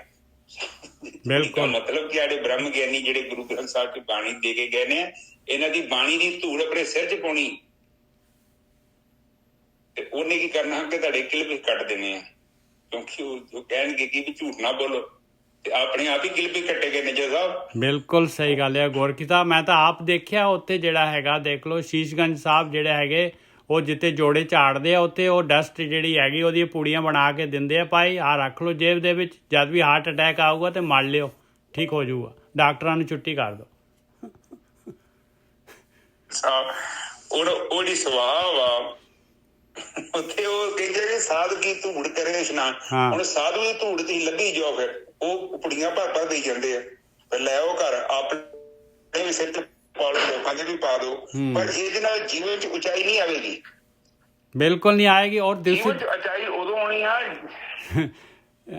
ਗੋਰਖੀ ਸਾਹਿਬ ਇੱਕ ਚੀਜ਼ ਹੋਰ ਹੈਗੀ, ਦੇਖ ਲਓ, ਦੇਖੋ ਜਿੱਥੇ ਜਿਹੜੇ ਹੈ ਨਾ, ਜਿੱਥੇ ਪੈਰ ਧੋਂਦੇ ਆ, ਉੱਥੇ ਦੇਖੋ ਜਿਹੜਾ ਉੱਥੋਂ ਪਾਣੀ ਪੀਂਦੇ ਆ, ਦੇਖੋ ਕਿੰਨਾ ਜਿਹੜਾ ਹੈਗਾ, ਕਿੰਨੀ ਆਪਣਾ ਜਿਹੜੀ ਹੈਗੀ, ਕਿੰਨੀ ਅਗਿਆਨਤਾ ਹੈਗੀ। ਹਾਂਜੀ ਵੀਰ ਜੀ। ਮੈਂ ਨਿੱਜਰ ਸਾਹਿਬ ਜਦੋਂ ਵੀ ਦਰਬਾਰ ਸਾਹਿਬ ਸ਼ਹੀਦੇ ਜਾਂਦਾ ਤੇ ਇਦਾਂ ਦਾ ਕੋਈ ਮੈਨੂੰ ਮਿਲ ਜੇ ਨਾ, ਚਲੋ ਮੈਂ ਸਾਰਿਆਂ ਨੂੰ ਬਦਲ ਨਹੀਂ ਸਕਦਾ, ਮੈਂ ਕਹਿੰਦਾ ਤੁਸੀਂ ਗੰਦਾ ਪਾਣੀ ਕਿਉਂ ਪੀਤਾ? ਨਹੀਂ ਜੀ, ਤੁਸੀਂ ਗੰਦਾ ਪਾਣੀ ਨਾ ਕੋਈ ਚਰਨਾਮ ਤੇ, ਮੈਂ ਕਿੱਥੇ ਚਰਨਾਮ ਤੇ ਆ? ਲੋਕਾਂ ਨੇ ਪੈਰ ਧੋਤੇ ਆ ਗੰਦੇ ਮੰਦੇ, ਇਹ ਕਿਹੜਾ ਚਰਨਾਮ ਤੇ ਆ? ਤੇ ਮੈਂ ਗੁਰੂ ਗ੍ਰੰਥ ਸਾਹਿਬ 'ਚ ਤੇ ਲਿਖਿਆ ਹੀ ਨਹੀਂ ਕਿ ਏਦਾਂ ਦਾ ਪਾਣੀ ਪੀ ਲਓ। ਦੇਖੋ ਕਿੱਥੇ ਲਿਖਿਆ? ਔਰ ਇੱਥੇ ਜਿਹੜੇ ਰਹਿਤ ਮਰਿਆਦਾ ਸਿਖਾਉਂਦੇ ਨੇ, ਇਹਨਾਂ ਦਾ ਵੀ ਫਰਜ਼ ਬਣਦਾ ਹੈ, ਜਿਹੜੀ ਦਰਬਾਰ ਸਾਹਿਬ ਤੋਂ ਕਥਾ ਚੱਲਦੀ ਆ, ਇੱਥੇ ਕਹਿਣ ਕਿ ਨਹੀਂ ਇਹ ਪਾਣੀ ਨਹੀਂ ਪੀਣਾ, ਇਹ ਕਿਉਂ? ਤੁਹਾਡੇ ਪੈਰਾਂ ਨੂੰ ਧੋਣ ਵਾਸਤੇ, ਕਿਉਂਕਿ ਉਹਦੇ ਕੱਚੇ ਰਸਤੇ ਹੁੰਦੇ ਸੀ ਤੇ ਪੈਰਾਂ ਨੂੰ ਮਿੱਟੀ ਲੱਗਦੀ ਸੀ, ਇਸ ਕਰਕੇ ਪੈਰ ਧੋ ਕੇ ਤੁਸੀਂ ਗੁਰਦੁਆਰੇ ਸਾਫ਼ ਸੁਥਰੇ ਹੋ ਗਏ ਆਓ। ਇੱਥੇ ਤੇ ਨਹੀਂ ਮਤਲਬ ਹੈਗਾ ਕਿ ਤੁਸੀਂ ਉਹ ਗੰਦੇ ਬੈਕਟੀਰੀਆ ਵਾਲੇ ਪਾਣੀ ਪੀ ਲਓ। ਤੇ ਪਰ ਵੀਰ ਜੀ ਉੱਥੇ ਤਾਂ ਇਹ ਲਿਖ ਕੇ ਲਾਇਆ ਉੱਥੇ ਤਾਂ ਕਿ ਚੋਲਾ ਪਿੱਛੇ ਹੋ ਗਏ ਛਕੋ ਜੀ, ਦੱਸੋ। ਆਹੋ, ਤੇ ਉਹ ਤੇ ਹੁਣ ਕੀ ਕਰੇ ਬੰਦਾ, ਹੁਣ ਮੈਨੂੰ ਸਮਝ ਨਹੀਂ ਆਉਂਦੀ। ਉਹ ਕਹਿੰਦੇ ਇੱਥੇ ਫਿਰ ਉਹ ਕਿਰਪਾ ਹੋ ਜਾਂਦੀ ਹੈ। ਆਹੋ, ਕੋਈ ਗੱਲ ਨਹੀਂ ਜੀ, ਸਾਧ ਸੰਗਤ ਦੀ ਟੈਨਸ਼ਨ ਨਹੀਂ ਲੈਣੀ, ਜੇ ਕੋਈ ਪੀਂਦਾ ਤੇ ਪੀਣ ਦੋ, ਬਾਕੀ ਤੁਸੀਂ ਨਾ ਪੀਓ। 96 ਹੈਗੇ ਸਾਧਕ, ਤੁਸੀਂ ਨਾ ਪੀਓ ਭਰਾਵੋ, ਠੀਕ ਹੈ ਜੀ। ਅਗਲੇ ਬੰਨੇ ਦੇਖੋ, ਜਿਹੜਾ ਖਸਮ ਹੈ ਨਾ, ਉਹ ਪ੍ਰਮਾਤਮਾ ਉਹ ਨਹੀਂ ਚਾਹੁੰਦਾ ਕਿ ਤੁਸੀਂ ਇਹ ਬੇਵਕੂਫੀ ਕਰੋ। ਉਹ ਕਹਿੰਦਾ ਤੈਨੂੰ ਮੈਂ ਬੁੱਧੀ ਦਿੱਤੀ ਹੈ। ਹੁਣ ਦੇਖੋ ਇੱਕ ਚੀਜ਼ ਆਪ ਸਮਝੋ, ਮੈਂ ਇੱਕ ਚੀਜ਼ ਨੂੰ ਕਈ ਵਾਰੀ ਬੜਾ ਵਿਚਾਰ ਕਰਦਾ ਕਿ ਜਿੱਦਾਂ ਨਾ ਬੰਦੇ ਦਾ ਬੱਚਾ, ਮਤਲਬ ਆਮ ਦੂਜੇ ਜਾਨਵਰ ਤੇ ਉਸੇ ਟਾਈਮ ਹੀ ਤੁਰਨ ਡੈ ਪੈਂਦੇ ਆ, ਭੱਜਣ ਡੈ ਪੈਂਦੇ ਆ, ਕਿ ਬੰਦੇ ਦੇ ਬੱਚੇ ਨੂੰ ਇੰਨਾ ਟਾਈਮ ਕਿਉਂ ਲੱਗਦਾ ਉਹਨੂੰ ਵੱਡਾ ਹੋਣ ਲਈ, ਉਹਨੂੰ ਡਿਵੈਲਪ ਹੋਣ ਦੇ ਲਈ? ਕਿਉਂਕਿ ਪ੍ਰਮਾਤਮਾ ਨੇ ਇਹਨੂੰ ਬਹੁਤ ਵੱਡੀ ਜ਼ਿੰਮੇਵਾਰੀ ਦਿੱਤੀ ਹੈ। ਉਹ ਉਹ ਬੱਚੇ ਨੂੰ ਇਹ ਸਿਖਾਉਣਾ ਚਾਹੁੰਦਾ ਹੈ ਕਿ ਤੂੰ ਆਪਣੇ ਮਾਂ-ਬਾਪ ਦੇ ਨਾਲ ਰਹਿ, ਜੇ ਤੂੰ ਘਰੇ ਕੋਈ ਡਿਸਪਿਊਟ ਪੈ ਜਾਂਦਾ ਹੈ, ਕੋਈ ਲੜਾਈ ਪੈ ਜਾਂਦੀ ਹੈ, ਤੂੰ ਇਹਨਾਂ ਤੋਂ ਵੇਖ ਕੇ ਕਿੱਦਾਂ ਹੈਂਡਲ ਕਰਦੇ ਆ।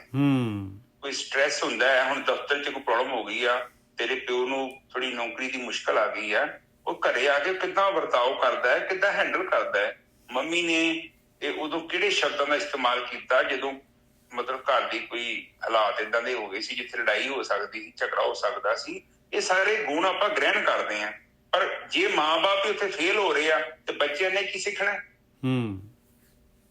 ਇਸੇ ਤਰ੍ਹਾਂ ਬਾਣੀ ਸਾਨੂੰ ਇਹ ਸਮਝਾ ਰਹੀ ਆ ਕਿ ਜਿੱਦਾਂ ਸਾਡੇ ਬਜ਼ੁਰਗ ਨੇ, ਉਹਨਾਂ ਦਾ ਬਲੱਡ ਸਾਡੇ 'ਚ ਚੱਲਣ ਦਿਆ, ਕਿਉਂਕਿ ਬਹੁਤ ਪੁਰਾਣੇ ਆਪਾਂ, ਉਹ ਸਾਡੇ ਅੰਦਰ ਉਹ ਚੰਗਿਆਈ ਨੂੰ ਪੈਦਾ ਕਰਨਾ ਚਾਹੁੰਦੇ ਨੇ ਔਰ ਉਸ ਜੀਵਨ ਨੂੰ ਬਤੀਤ ਵੀ ਕੀਤਾ, ਕੇਵਲ ਗੱਲਾਂ ਨਹੀਂ ਕੀਤੀਆਂ, ਪ੍ਰੈਕਟੀਕਲੀ ਉੱਥੇ ਬੈਠੇ ਨੇ। ਜੇ ਭਾਈ ਕਨ੍ਹਈਆ ਜੀ ਨੂੰ ਕਿਹਾ ਤਾਂ ਨਾ ਕਿ ਲੋਕਾਂ ਨੇ ਕੰਪਲੇਂਟ ਕੀਤੀ ਹੈ ਕਿ ਵੀ ਤੁਸੀਂ ਤਾਂ ਦੁਸ਼ਮਣਾਂ ਨੂੰ ਪਾਣੀ ਪਿਆ ਰਹੇ ਜੋ, ਅਗਲੇ ਬੰਨੇ ਜਦੋਂ ਕੰਪਲੇਂਟ ਗਈ ਗੁਰੂ ਸਾਹਿਬ ਕੋਲ ਤੇ ਗੁਰੂ ਸਾਹਿਬ ਨੇ ਮਨਾ ਨਹੀਂ ਕੀਤਾ। ਇੱਥੋਂ ਤੇ ਉਹਨਾਂ ਦੇ ਵੱਡੇ ਵਿਸ਼ਾਲ ਹਿਰਦੇ ਦੀ ਪਹਿਚਾਣ ਹੈ। ਉਹ ਤਾਂ ਕਹਿੰਦੇ ਵੀ ਮਲਮ ਲੈ ਲਾ, ਮਲਮ ਵੀ ਲੈ ਲਾ ਤੇ ਪੱਟੀ ਵੀ ਲੈ ਲਾ, ਪੱਟੀ ਵੀ ਕਰ ਦਿਆ ਕਰ ਜੇ ਤੇਰਾ ਵਾਹ ਚੱਲੇ ਤੇ। ਹਾਂ, ਤੇ ਹੁਣ ਦਰਬਾਰ ਸਾਹਿਬ ਦੱਸੋ, ਤੁਸੀਂ ਇੱਥੇ ਕਿਸੇ ਨੂੰ ਕਹਿ ਲਓ ਮੁਸਲਮਾਨ ਨੂੰ ਕਿ ਇੱਥੇ ਆ ਕੇ ਸਾਡੇ ਚੌ ਸਾਹਿਬ ਕਰ ਦੇ, ਇੱਥੇ ਰੌਲਾ ਪੈ ਜਾਣਾ। ਪਰ ਨਹੀਂ, ਉਹ ਬਾਣੀ ਤੇ ਸਾਰਿਆਂ ਦੀ ਹੈ। ਉੱਥੇ ਤੇ ਸਿੱਖਾਂ ਦਾ ਤਾਂ ਮਤਲਬ ਹੀ ਕੋਈ ਨਹੀਂ ਹੈਗਾ, ਸਿੱਖ ਦੀ ਤੇ ਬਾਣੀ ਕੋਈ ਨਹੀਂ ਇੱਥੇ। ਨਹੀਂ, ਮੁਸਲਮਾਨ ਕਹਿਣ ਬਈ ਸਾਡੀ ਫਰੀਦ ਜੀ ਦੀ ਬਾਣੀ ਦੇ ਦਿਓ ਕੱਢ ਕੇ, ਭਾਈ ਜਿੰਨੇ ਮੁਸਲਮਾਨ ਹੈਗੇ ਉਹ ਦੇ ਦਿਓ ਸਾਨੂੰ, ਭੀਖਣ ਜੀ ਦੀ ਬਾਣੀ ਸਾਨੂੰ ਕੱਢ ਕੇ ਦੇ ਦਿਓ। ਕੱਢ ਦੇਣ, ਉਹ ਕਹਿੰਦੇ ਜਾਂ ਫਿਰ ਜਿਹੜਾ ਸਾਡੇ ਨਾਲ ਪੈਸੇ ਦੀ ਵੰਡੋਲੀ ਕਰ ਲਓ, ਮੰਡੋਲੀ ਕਰੋਗੇ ਪੈਸੇ ਜਿਹੜੇ ਤੁਸੀਂ ਕਿੰਨੇ ਰੱਖਣੇ, ਕਿਉਂਕਿ ਸਾਡੀ ਬਾਣੀ ਬੜੀ, ਕਬੀਰ ਸਾਹਿਬ ਦੀ ਬਹੁਤ ਜ਼ਿਆਦਾ ਬਾਣੀ, ਉਹਨਾਂ ਦਾ ਹਿੱਸਾ ਵੀ ਜ਼ਿਆਦਾ ਪੜ੍ਹੋ ਨਿੱਜਰ ਸਾਹਿਬ। ਬਿਲਕੁਲ, ਦੇਖ ਲਓ। ਨਹੀਂ, ਜਦੋਂ ਮੈਂ ਵੰਡ ਕਰੂੰਗਾ ਤੇ ਜਨਰਲੀ ਤੇ ਮੈਂ ਤੇ ਕਹੂੰਗਾ ਨਿੱਜਰ ਸਾਹਿਬ ਕਿ ਮੈਂ ਤੇ ਬੈਠ ਜਾਰੀ ਕੀਤੀ ਹੈ, ਇਹਦੀ ਜੇ 10-20 ਕਿੱਲੇ ਪੈਲੀ ਬਣੀ ਹੈ ਤੇ ਮੈਨੂੰ ਜਾਰੀ ਨਹੀਂ ਦਿਓ ਕਿਉਂਕਿ ਮੈਂ ਬਹੁਤ ਪੈਸਾ ਪਾਇਆ। ਤੂੰ ਕਹਿਣ ਤੋਂ ਭਾਵ ਹੈ ਸਾਧ ਸੰਗਤ ਜੀ, ਸਾਨੂੰ ਇਹ ਚੀਜ਼ ਤੋਂ ਉਹਨਾਂ ਨੇ ਤਾਂ ਚੁੱਕਿਆ, ਪਰ ਆਪਾਂ ਜਿੱਥੇ ਉਹਨੂੰ ਚੁੱਕਿਆ ਸੀ ਉੱਥੋਂ ਥੱਲੇ ਹੋਰ ਜਾ ਕੇ ਡਿੱਗੇ। ਹਾਂ, ਕਹਿਣ ਦਾ ਸਾਡਾ ਭਾਵ ਇਹੀ ਹੈਗਾ ਗੋਰਖੀ ਸਾਹਿਬ ਕਿ ਸਾਰਿਆਂ ਨੂੰ ਜਿਹੜਾ ਹੈਗਾ ਨਾ, ਹਰੇਕ ਨੂੰ ਅਧਿਕਾਰ ਹੈ, ਬਾਣੀ ਹਰੇਕ ਦੀ ਆ, ਆਪਣੀ ਕੋਈ ਜੱਦੀ ਜਿਹੜਾ ਪਟਾ ਨਹੀਂ ਲਿਖਾਇਆ ਹੋਇਆ ਭਾਈ। ਹਾਂਜੀ ਵੀਰ। ਤੇ ਉਸ ਤੋਂ ਬਾਅਦ ਸਾਧ ਸੰਗਤ ਜੀ ਉੱਥੇ ਬਾਣੀ ਚ ਵਿਚਾਰਾ ਇੱਕ ਬਹੁਤ ਦਲੇਰ ਸੀ ਬੰਦਾ, ਉਹਨੇ ਤੇ ਬੋਲਿਆ 5 ਪਿਆਰਿਆਂ ਦਾ ਦੱਸਿਆ ਕਿ ਕੌਣ ਕੌਣ ਸਨ ਉਹ। ਇਹ ਐਵੇਂ ਨਾ ਮਨ ਚ ਵਹਿਮ ਪਾਇਆ ਕਰੋ, ਉਹ ਫਲਾਨਾ, ਉਹ ਟਿਮਕਾ, ਉਹ ਇਹ ਨਹੀਂ ਹੈਗੇ ਆਪਾਂ। ਬਾਣੀ ਨੇ ਸਾਨੂੰ ਇਹ ਚੀਜ਼ ਲਈ ਤਿਆਰ ਕੀਤਾ ਹੈ ਕਿ ਸੰਗਤ, ਲੰਗਰ, ਪੰਗਤ ਸਾਨੂੰ ਇਹਨਾਂ ਭਰਮਾਂ ਤੋਂ ਚੁੱਕਿਆ ਵਾ। ਬਿਲਕੁਲ। ਅੱਜ ਦੀ ਡੇਟ ਚ ਵੀ ਦਰਬਾਰ ਸਾਹਿਬ ਚੋਂ ਕਹਿੰਦੇ ਨਹੀਂ ਵੀ ਤੂੰ ਮਤਲਬ ਜੇ ਕੋਈ ਸਾਬਤ ਸਰੂਪ ਨਹੀਂ ਹੈਗਾ ਅੰਦਰ ਨਹੀਂ ਜਾ ਸਕਦਾ। ਅੰਦਰ ਫਿਰ ਕੀ ਹੋ ਗਿਆ, ਤੁਸੀਂ ਫਿਰ ਮੁਸਲਮਾਨ ਹੀ ਬਣ ਗਏ। ਉਹ ਵੀ ਤਾਂ ਉਹ ਕਰੀ ਜਾਂਦੇ ਕਿ ਇੱਥੇ ਮੁਸਲਮਾਨ ਹੀ ਜਾ ਸਕਦੇ, ਦੂਜੇ ਨਹੀਂ ਜਾ ਸਕਦੇ। ਤੇ ਆਪਾਂ ਕੀ ਕਰਨੇ ਆ, ਆਪਾਂ ਵੀ ਉਹਦੇ ਭਰਾ ਵਾਂ, ਇਹ ਬਸ ਥੋੜਾ ਜਿਹਾ ਸਟਾਈਲ ਵੱਖਰਾ ਵਾ। ਠੀਕ ਹੈ ਨਿੱਜਰ ਸਾਹਿਬ। ਬਿਲਕੁਲ। ਅੱਗੇ ਜਿਹੜਾ ਹੈਗਾ ਮੁਸਲਮਾਨ ਕੀਰਤਨ ਕਰਦੇ ਸੀ ਦਰਬਾਰ ਸਾਹਿਬ ਦੇ ਵਿੱਚ, ਦੇਖ ਲਓ ਪਿਛਲਾ ਰਿਕਾਰਡ ਕੱਢ ਕੇ ਦੇਖ ਲਓ, ਉਹ ਕੀਰਤਨ ਕਰਦੇ ਜਿਹੜੇ ਹੈਗੇ ਮੁਸਲਮਾਨ। ਹੁਣ ਨਹੀਂ ਕਰਦੇ। ਹੁਣ ਤੇ ਵਿਚਾਰੀ ਨੇ ਬੇੜੀ ਪੀਣੀ ਤੇ ਵਿਚਾਰੀ ਨੂੰ ਪਤਾ ਨੀ ਕਿੰਨਾ ਕੁੱਟਿਆ, ਮਾਰਿਆ, ਪੁਲਿਸ ਕੋ ਫੜਾ ਹੈ, ਪਤਾ ਨੀ ਕੀ ਹੋ ਗਿਆ। ਮਤਲਬ ਇੱਥੋਂ ਤਾਂ ਫੇਲ ਹੋ ਗਏ ਆਪਾਂ ਬਹੁਤ ਬੁਰੀ ਤਰ੍ਹਾਂ ਫੇਲ ਹੋ ਰਹੇ ਹਾਂ। ਇੱਕ ਵਿਚਾਰੇ ਨੇ ਕਿਰਪਾਨ ਚੁੱਕ ਲਈ ਐਡਾ ਵੱਡਾ ਗੁਰਦੁਆਰਾ, ਉੱਥੇ 1000 ਬੰਦੇ ਆ, ਉਹ ਕਿਰਪਾਨ ਚੁੱਕ ਕੇ ਕੀ ਕਰ ਲੂਗਾ ਦੱਸੋ ਮੈਨੂੰ। ਉਹਨੂੰ ਹੋਰ ਚੰਗੇ ਤਰੀਕੇ ਨਾਲ ਹੈਂਡਲ ਕੀਤਾ ਜਾ ਸਕਦਾ ਸੀ, ਪਰ ਜਿਹੜੇ ਗਾਰਡ ਸੀ ਉਹ ਤਿਆਰ ਹੀ ਨਹੀਂ ਸੀ ਵਿਚਾਰੇ। ਉਹਨਾਂ ਨੂੰ ਦੱਸਿਆ ਹੀ ਨਹੀਂ ਗਿਆ ਸੀ ਇਸ ਸਿਚੁਏਸ਼ਨ ਦੇ ਵਿੱਚ ਸਾਡੀ ਬੇਇੱਜ਼ਤੀ ਕਿੰਨੀ ਆ। ਤੁਸੀਂ ਇਹਨੂੰ ਕੁੱਟ ਕੇ ਮਾਰਦਾ ਤੇ ਦੁਨੀਆ 'ਚ ਬੜੇ ਤੁਹਾਡੇ ਸਿਹਰੇ ਪੈਂਦੇ ਆ ਬਈ ਸਿੱਖ ਕੌਮ ਨੇ ਬਹੁਤ ਕਮਾਲ ਕਰਤਾ ਜੀ, ਬੜੀ ਵੱਡੀ ਗੱਲ ਕਰਦੀ, ਇੱਕ ਬੰਦੇ ਨੂੰ ਸੋਧਾ ਲਾਤਾ ਤੇ ਬੜਾ ਵੱਡਾ ਇੱਕ ਇਨਕਲਾਬ ਹੋ ਗਿਆ। ਨਹੀਂ, ਉਹ ਐਡਾ ਵਧੀਆ ਮੈਸੇਜ ਨਹੀਂ ਦਿੱਤਾ ਆਪਾਂ। ਮੌਕਾ ਸੀ। ਸੁਖਜੀਤ ਜੀ ਕੁਛ ਕਹਿਣਾ ਚਾਹੁੰਦੇ ਸ਼ਾਇਦ। ਇੱਕ ਕੁਐਸਚਨ ਹੈ ਆਪਣੇ ਗੁਰਕੀ ਸਾਹਿਬ ਦੇ ਰਜਿੰਦਰ ਸਾਹਿਬ ਤੇ ਦਰਬਾਰ ਸਾਹਿਬ ਕੀ ਲੇਡੀਜ਼ ਅਲਾਉਡ ਹੈਗੀਆਂ ਕੀਰਤਨ ਕਰਨ ਲਈ? Ladies weren't allowed। ਹਾਂ, ਨਹੀਂ ਅਲਾਉ ਹੈਗੀਆਂ, ਅਲਾਉ ਨਹੀਂ ਕਰਦੇ ਇਹ ਲੋਕ। ਪਤਾ ਨਹੀਂ ਜਿੱਥੇ ਤਾਲੀਬਾਨੀ ਹੋ ਗਿਆ ਫਿਰ। ਬਿਲਕੁਲ ਹੋ ਗਿਆ। ਮਹਾਰਾਜ ਤਾਂ ਕਹਿੰਦੇ ਆ ਕਿ ਸੋ ਕਿਉ ਮੰਦਾ ਆਖੀਏ ਜਿੱਤ ਜੰਮੇ ਰਾਜਾਨ। ਮਹਾਰਾਜ ਤਾਂ ਬਾਣੀ ਤਾਂ ਕਹਿੰਦੀ, ਬਾਣੀ ਤਾਂ ਗੁਰੂ ਨਾਨਕ ਸਾਹਿਬ ਦੀ ਆ ਕਹਿ ਰਹੀ ਹੈ ਭਾਈ। ਬਿਲਕੁਲ ਸਹੀ ਗੱਲ ਹੈ ਸਾਹਿਬ। ਉੱਥੇ ਫੇਰ ਵੀ ਇਨਫੀਰੀਅਰ ਤੇ ਸੁਪੀਰੀਅਰ ਦੋਨੋਂ ਹੀ ਚੱਲਦੇ ਆ। ਪਰ ਇੱਥੇ ਪਤਾ ਕੀ ਹੈ, ਜੇ ਕਿਸੇ ਨੇ ਬੋਲਣ ਦੀ ਕੋਸ਼ਿਸ਼ ਵੀ ਕੀਤੀ, ਉਹ ਕਹਿੰਦੇ ਨੂੰ ਪੰਥ ਚੋਂ ਛੇਦ ਦੋ, ਛੇਕ ਦੋ। ਬਾਹਰ ਹਾਂਜੀ ਕੱਢੋ। ਬਿਲਕੁਲ ਬਿਲਕੁਲ। ਛੇਕ ਦੋ ਸੇ, ਹਾਂ ਇਹਨੂੰ ਪੰਥ ਚੋਂ ਛੇਕ ਕਰ ਦੋ। allowed when ਜਦੋਂ ਗੁਰੂ ਗ੍ਰੰਥ ਸਾਹਿਬ ਲੈ ਕੇ ਆਉਂਦੇ ਆ ਨਾ, ladies are not allowed to get around with the Guru Granth Sahib either. Because it happened with me last time when I went to India. So I was sitting there, ਉੱਥੇ ਬੈਠੀ ਸੀਗੀ ਮੈਂ, ਮੈਨੂੰ ਉੱਥੋਂ ਚੁੱਕਤਾ ਸੀਗਾ ਇਹਨਾਂ ਨੇ, ਕਹਿੰਦੇ ਕਿ ਤੁਸੀਂ ਇੱਥੇ ਨਹੀਂ ਬਹਿ ਸਕਦੇ because you are a woman. Women are not allowed to sit. ਜਦੋਂ ਗੁਰੂ ਗ੍ਰੰਥ ਸਾਹਿਬ ਲੈ ਕੇ ਆਉਂਦੇ ਆ। ਬਿਲਕੁਲ। So this is a more than Taliban. This is more than Taliban, you know. ਬਿਲਕੁਲ। ਉਹ ਵੀ ਹੈਗਾ ਪੁਆਇੰਟ। ਇੱਕ ਹੋਰ ਵੀ ਆ, ਮੈਨੂੰ ਲੱਗਦਾ ਕਿ ਤੁਸੀਂ ਮੇਰੇ ਸੁਣਾ ਲੇਡੀਜ਼ ਜਿੱਦਾਂ ਆਪਾਂ ਸਰੂਪ ਲੈਣ ਜਾਂਦੇ ਹਾਂ ਨਾ, ਮੇਰੇ ਹਿਸਾਬ ਨਾਲ ਲੇਡੀ ਸਰੂਪ ਨਹੀਂ ਲਿਆ ਸਕਦੀ। ਨਹੀਂ ਲਿਆ ਸਕਦੇ ਬਿਲਕੁਲ। ਗੋਰਖੀ ਸਾਹਿਬ ਜਿਹੜੀ ਹੁਣ ਜਿਹੜੀ ਹੈ ਨਾ, ਆਹ ਦੇਖੋ ਆਹ ਜਿਹੜੀ ਇਹ ਚੀਜ਼ਾਂ ਜਿਹੜੀਆਂ ਸੰਗਤ ਨੂੰ ਪਤਾ ਲੱਗਣਗੀਆਂ, ਆਟੋਮੈਟਿਕਲੀ ਰਿਵੋਲੂਸ਼ਨ ਆਏਗਾ ਗੋਰਖੀ ਸਾਹਿਬ, ਆਏਗਾ। ਹਾਂਜੀ ਹਾਂ, ਮੈਂ ਤੇ ਕਹਿੰਦੇ ਆ ਕਿ ਵੇਖੋ ਇੱਥੇ ਰਸ਼ੀਆ ਦੇ ਵਿੱਚ ਜਿਹੜੇ ਰਾਈਟਰ ਸੀ ਐਸੀਆਂ ਬੁੱਕਾਂ ਲੈ ਕੇ ਗਏ, ਇਨਕਲਾਬ ਹੋ ਗਿਆ। ਕਿੰਨੀ ਉੱਥੇ ਗਰੀਬੀ ਸੀ, ਕਿੰਨੀ ਉੱਥੇ ਬੁਰਾ ਹਾਲ ਸੀ ਲੋਕਾਂ ਦਾ। ਤੇ ਅਮੀਰ ਮਾਰ ਫਿਰ ਇੰਨਾ ਗੁੱਸਾ ਚੜ ਗਿਆ ਲੋਕਾਂ ਨੂੰ, ਉਹਨਾਂ ਨੇ ਅਮੀਰਾਂ ਦੇ ਬੱਚੇ ਵੀ ਨਹੀਂ ਛੱਡੇ, ਕਿਉਂਕਿ ਬੜੇ ਸਫਰ ਹੋਏ ਸੀ ਲੋਕ। ਬੜੇ ਲੋਕ ਜਦੋਂ ਦੇਖੋ ਇੱਥੇ ਅੰਗਰੇਜ਼ਾਂ ਨੂੰ ਕੱਢਣਾ ਕੋਈ, ਵੇਖੋ ਜਦੋਂ ਲੋਕ ਨੱਪੀ ਜਾਂਦੇ, ਇੱਕ ਸਮਾਂ ਉਹਨਾਂ ਇਹਨਾਂ ਨੇ ਬਲਾਸਟ ਹੋ ਜਾਣਾ। ਹੁਣ ਵੇਖੋ ਪੰਜਾਬ 'ਚ ਕੀ ਹੋਇਆ, ਕਿੱਦਾਂ ਲੋਕਾਂ ਨੂੰ ਨੱਪਿਆ ਸੀ, ਆ ਵੀ ਨੇਤਾ ਉਹ ਵੀ ਨੇਤਾ, ਐਸਾ ਉਹਨਾਂ ਨੇ ਸੁਹਾਗਾ ਮਾਰਿਆ, ਚੁੱਕ ਕੇ ਸਾਰੇ ਘਰ 'ਚ ਭੇਜਦੇ, ਕਿਉਂ ਘਰ ਜਾ ਕੇ ਪਾਓ। ਇਹ ਰੈਵੋਲੂਸ਼ਨ ਆਟੋਮੈਟਿਕਲੀ ਹੁੰਦਾ। ਲੋਕ ਇੱਕ ਸਮਾਂ ਆਉਂਦਾ ਬਗਾਵਤ ਕਰਦੇ ਆ, ਪਰ ਏਦਾਂ ਹੀ ਕਿ ਰਾਜਾ ਜਦੋਂ ਪਾਵਰ 'ਚ ਆਉਂਦਾ ਨਹੀਂ ਪਰਵਾਹ ਕਰਦਾ। ਫਿਰ ਉਹ ਕਹਿੰਦੇ ਆ ਕਿ ਦੇਖੋ ਬਾਣੀ 'ਚ ਆਪਾਂ ਨੂੰ ਇਹ ਸਮਝਣ ਦੀ ਲੋੜ ਆ, ਬਾਣੀ ਜਿਹੜੀ ਗੁਰੂ ਗ੍ਰੰਥ ਸਾਹਿਬ ਬਾਣੀ ਹੈ, ਦੇਖੋ ਸਾਧ ਸੰਗਤ ਜੀ, ਇਹਦਾ ਜਿਹੜਾ ਕੱਦ ਹੈ ਨਾ, ਲੋਕਾਂ ਸਾਡੇ ਵਰਗਿਆਂ ਨੇ ਛੋਟਾ ਕਰਤਾ ਬਹੁਤ। ਬਿਲਕੁਲ ਨੈਰੋ ਮਾਈਂਡਡ ਲੋਕਾਂ ਨੇ ਉਹਨੂੰ ਛੇੜਤਾ। ਉਹਨੂੰ ਛੇੜਨ ਦੇ ਨਾਲ ਕੀ ਹੋ ਗਿਆ, ਉਹਦਾ ਕੱਦ ਛੋਟਾ ਕਰਤਾ। ਬਾਣੀ ਕਹਿੰਦੀ ਨਾ, ਉਹ ਕਹਿੰਦੇ ਸੀ ਮਿੱਟੀ ਮੁਸਲਮਾਨ ਦੀ, ਉਹ ਕਹਿੰਦੇ ਮੁਸਲਮਾਨ ਦੀ ਨਹੀਂ, ਇਹਦੀ ਜਗ੍ਹਾ ਬੇਈਮਾਨ ਕਰ ਦੋ। ਉਹ ਕਹਿੰਦੇ ਨਹੀਂ, ਤੂੰ ਏਦਾਂ ਕਿਉਂ ਕੀਤਾ, ਤੂੰ ਇੱਕ ਬਹੁਤ ਗਲਤ ਕੰਮ ਕੀਤਾ, ਕਿਉਂਕਿ ਉੱਥੇ ਮੁਸਲਮਾਨ ਦੀ ਲਿਖੀ ਹੈ। ਕਿਉਂਕਿ ਮੁਸਲਮਾਨੀ ਤੇ ਜਾਂਦਾ ਹੈ, ਉਹਦੀ ਕਬਰ ਨੱਪਦੇ ਆ ਉਹ ਜਿਹੜੀ। ਬਿਲਕੁਲ ਉਹਨਾਂ ਦੀ ਮਿੱਟੀ, ਬੇਈਮਾਨ ਦੀ ਮਿੱਟੀ, ਬੇਈਮਾਨ ਦੀ ਕਿਹੜੀ ਕਬਰ ਬਣਦੀ ਹੈ। ਤੂੰ ਤੇ ਸੈਂਟੈਂਸ ਹੀ ਚੇਂਜ ਕਰਤਾ। ਇਸ ਕਰਕੇ ਸੋ ਸਾਧ ਸੰਗਤ ਇਜ਼ ਵੈਰੀ ਇੰਟਰਸਟਿੰਗ। ਵੇਖੋ ਬਾਣੀ ਕੀ ਕਹਿ ਰਹੀ ਹੈ। ਬਾਣੀ ਕਾਫੀ ਉੱਚੇ ਲੈਵਲ ਤੇ ਪ੍ਰਗਟ ਹੋ ਰਹੀ ਹੈ, ਜੇ ਕੋਈ ਸਿਆਣਾ ਹੋਵੇ ਤੇ ਕੈਚ ਕਰ ਸਕਦਾ। ਹਾਂਜੀ ਨਿਜਲ ਸਾਹਿਬ ਅੱਗੇ ਚਲੀਏ। ਹਾਂਜੀ ਹਾਂ, ਆ ਕੋਈ ਕੁਛ ਕਹਿਣਾ ਚਾਹੁੰਦੇ ਆ ਜੀ? ਸ਼ਾਇਦ ਕਿਸੇ ਦਾ ਹੱਥ ਖੜਾ ਆ, ਪਤਾ ਨਹੀਂ ਕੌਣ ਹੈ, ਦੇਖ ਲਓ ਜੀ। ਰਵਿੰਦਰ ਕੁਛ ਹੈ, ਰਵਿੰਦਰ ਪਤਾ ਨਹੀਂ, ਸ਼ਾਇਦ। ਚਲੋ ਕੋਈ ਨਹੀਂ। ਸੱਚਾ ਸਤਿਗੁਰ ਸੇਵਨ ਸੱਚਾ ਮਾਰਗ ਦੱਸਿਆ। ਕਹਿੰਦੇ ਸੱਚੇ ਸਤਿਗੁਰੂ ਨੇ ਜਿਹੜਾ ਹੈਗਾ ਸੇਵਾ ਦੱਸੀ ਭਾਈ, ਭਗਤੀ ਦੱਸੀ, ਸੱਚਾ ਮਾਰਗ ਦੱਸਤਾ, ਜਿਹੜਾ ਮਾਲਕ ਪਰਮਾਤਮਾ ਦੇ ਕੋਲ ਜਾਂਦਾ ਹੈ ਭਾਈ, ਉਹ ਰਸਤਾ ਦੱਸਤਾ। ਆਪਣੇ ਅੰਦਰ ਜਿਹੜਾ ਹੈਗਾ ਉਹਨੇ ਬਾਹਰਮੁਖੀ ਦੀ ਬਜਾਏ ਅੰਤਰਮੁਖੀ ਕਰ ਦਿੱਤਾ। ਤੇ ਉਸ ਮਾਰਗ ਤੇ ਚੱਲ ਕੇ ਸੱਚਾ ਸ਼ਬਦ ਵਿਚਾਰ ਕਾਲ ਵਿਦੌਂਸਿਆ। ਕਹਿੰਦੇ ਕਾਲ ਨੂੰ ਵੀ ਜਿਹੜਾ ਹੈਗਾ ਉਹਨੂੰ ਵੀ ਮਾਰ ਦਿੱਤਾ ਭਾਈ, ਜਿਹੜਾ ਬਾਰ-ਬਾਰ ਜੂਨਾਂ ਦੇ ਵਿੱਚ ਘੁਮਾਈ ਫਿਰਦਾ ਸੀਗਾ। ਢਾਡੀ ਕਥੇ ਅਕਥ ਸ਼ਬਦ ਸਬਦੇ ਸਵਾਰਿਆ। ਆ ਹੈਗਾ ਅਕਥ ਨੂੰ ਕਥਨਾ।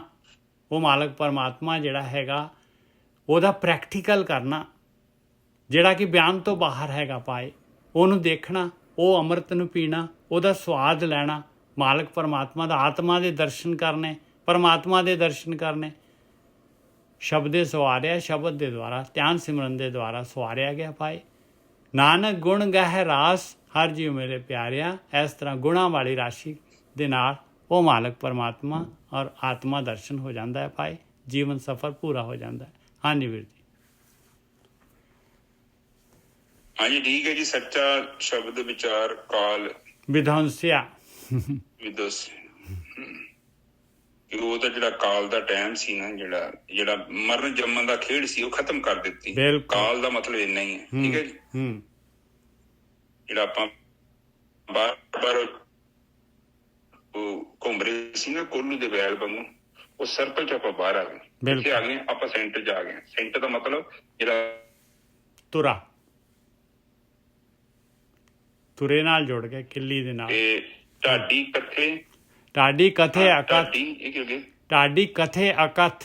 ਢਾਡੀ ਮਤਲਬ ਜਿਹੜਾ ਭਗਤੀ ਕਰਨ ਵਾਲਾ ਆ, ਜਿਹੜਾ ਪਰਮਾਤਮਾ ਦੀ ਸਿਫਤ ਕਰ ਰਿਹਾ, ਜਿਹੜਾ ਆਪਣੇ ਅੰਦਰ ਵੜ ਰਿਹਾ, ਜਿਹੜਾ ਸੁਣਨ ਦੇ ਵਿੱਚ ਬੈਠ ਰਿਹਾ ਆ, ਉਹ ਅਕਥ ਨੂੰ ਕੱਥ ਲਿਆ। ਅਕਥ ਜਿਹੜਾ ਨਹੀਂ ਕਥਿਆ ਜਾਂਦਾ ਭਾਈ, ਉਹਦਾ ਪ੍ਰੈਕਟੀਕਲ ਕਰ ਲਿਆ ਉਹਨੇ। ਉਹ ਮਾਲਕ ਪਰਮਾਤਮਾ ਨੇ ਉਹਨੇ ਤਜਰਬਾ ਕਰ ਲਿਆ। ਉਹਨੇ ਜਿਹੜਾ ਹੈਗਾ, ਬਾਕੀ ਤਾਂ ਥਿਓਰੀ ਕਹਿ ਰਹੇ ਸੀ, ਕਹਿੰਦੇ ਥਿਓਰੀ 'ਚ ਤਾਂ ਉਹ ਕਥਿਆ ਨਹੀਂ ਜਾਂਦਾ ਭਾਈ, ਅਤੇ ਉਹਨੇ ਪ੍ਰੈਕਟੀਕਲ ਕਰ ਲਿਆ। ਸ਼ਬਦੇ ਸਵਾਰਿਆ, ਸ਼ਬਦ ਦੇ ਨਾਲ ਉਹ ਸਵਾਰਿਆ ਗਿਆ ਭਾਈ, ਉਹਦਾ ਜੀਵਨ ਸਵਾਰਿਆ ਗਿਆ ਅਤੇ ਮਾਲਕ ਪਰਮਾਤਮਾ ਪ੍ਰਗਟ ਹੋ ਗਏ। ਨਾਨਕ ਗੁਣ ਗਾਏ ਰਾਸ, ਹਰ ਜੀਉ ਮਿਲੇ ਪਿਆਰਿਆ। ਗੁਣਾਂ ਦੀ ਰਾਸ਼ੀ ਦੇ ਨਾਲ ਪਰਮਾਤਮਾ ਮਿਲ ਗਏ ਭਾਈ। ਹਾਂਜੀ ਵੀਰ ਜੀ, ਤੁਹਾਡੀ ਆਵਾਜ਼ ਨਹੀਂ ਆ ਰਹੀ। ਠੀਕ ਹੈ ਜੀ ਸਾਧ ਸੰਗਤ ਜੀ, ਹੁਣ ਦੇਖੋ ਕਹਿ ਰਹੇ ਨੇ। ਆ ਗਈ ਹਾਂਜੀ ਵੀਰ, ਆਵਾਜ਼ ਨਹੀਂ ਆ ਰਹੀ? ਆ ਗਈ ਗੁਰਕੀ ਸਾਹਿਬ ਆ ਗਈ। ਸੌਰੀ, ਉਹ ਫੋਨ ਕਰੀ ਜਾਂਦੇ ਵਿੱਚ ਕੋਈ। ਠੀਕ ਹੈ ਜੀ, ਸੱਚਾ ਸ਼ਬਦ ਵਿਚਾਰ ਕਾਲ ਨੂੰ ਖਤਮ ਕਰ ਲਿਆ, ਕਿਉਂਕਿ ਸੱਚੇ ਸ਼ਬਦ ਦਾ ਵਿਚਾਰ ਕੀਤਾ। ਸੱਚ 'ਚ ਬਾਣੀ ਕਹਿਣਾ ਕੀ ਚਾਹੁੰਦੀ ਹੈ, ਫਿਰ ਉਦੋਂ ਦਾ ਜੀਵਨ ਬਤੀਤ ਕੀਤਾ, ਭਗਤੀ ਕੀਤੀ ਹੈ। ਫਿਰ ਉਹ ਕਹਿੰਦੇ ਆ ਕਿ ਢਾਡੀ ਕਥੇ ਅਕਥ। ਢਾਡੀ ਦਾ ਮਤਲਬ ਫਿਰ ਅਕਥ ਨੂੰ ਕੱਥ ਲਿਆ।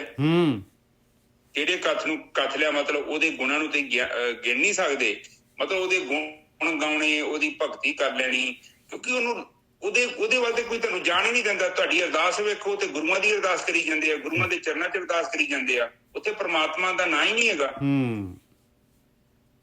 ਆਪ ਦੇਖੋ ਆਪਣੀ ਬਾਣੀ ਅਰਦਾਸ 'ਚ ਵੀ ਤੁਹਾਨੂੰ ਲੋੜ ਹੈ ਇੰਪਰੂਵਮੈਂਟ ਦੀ।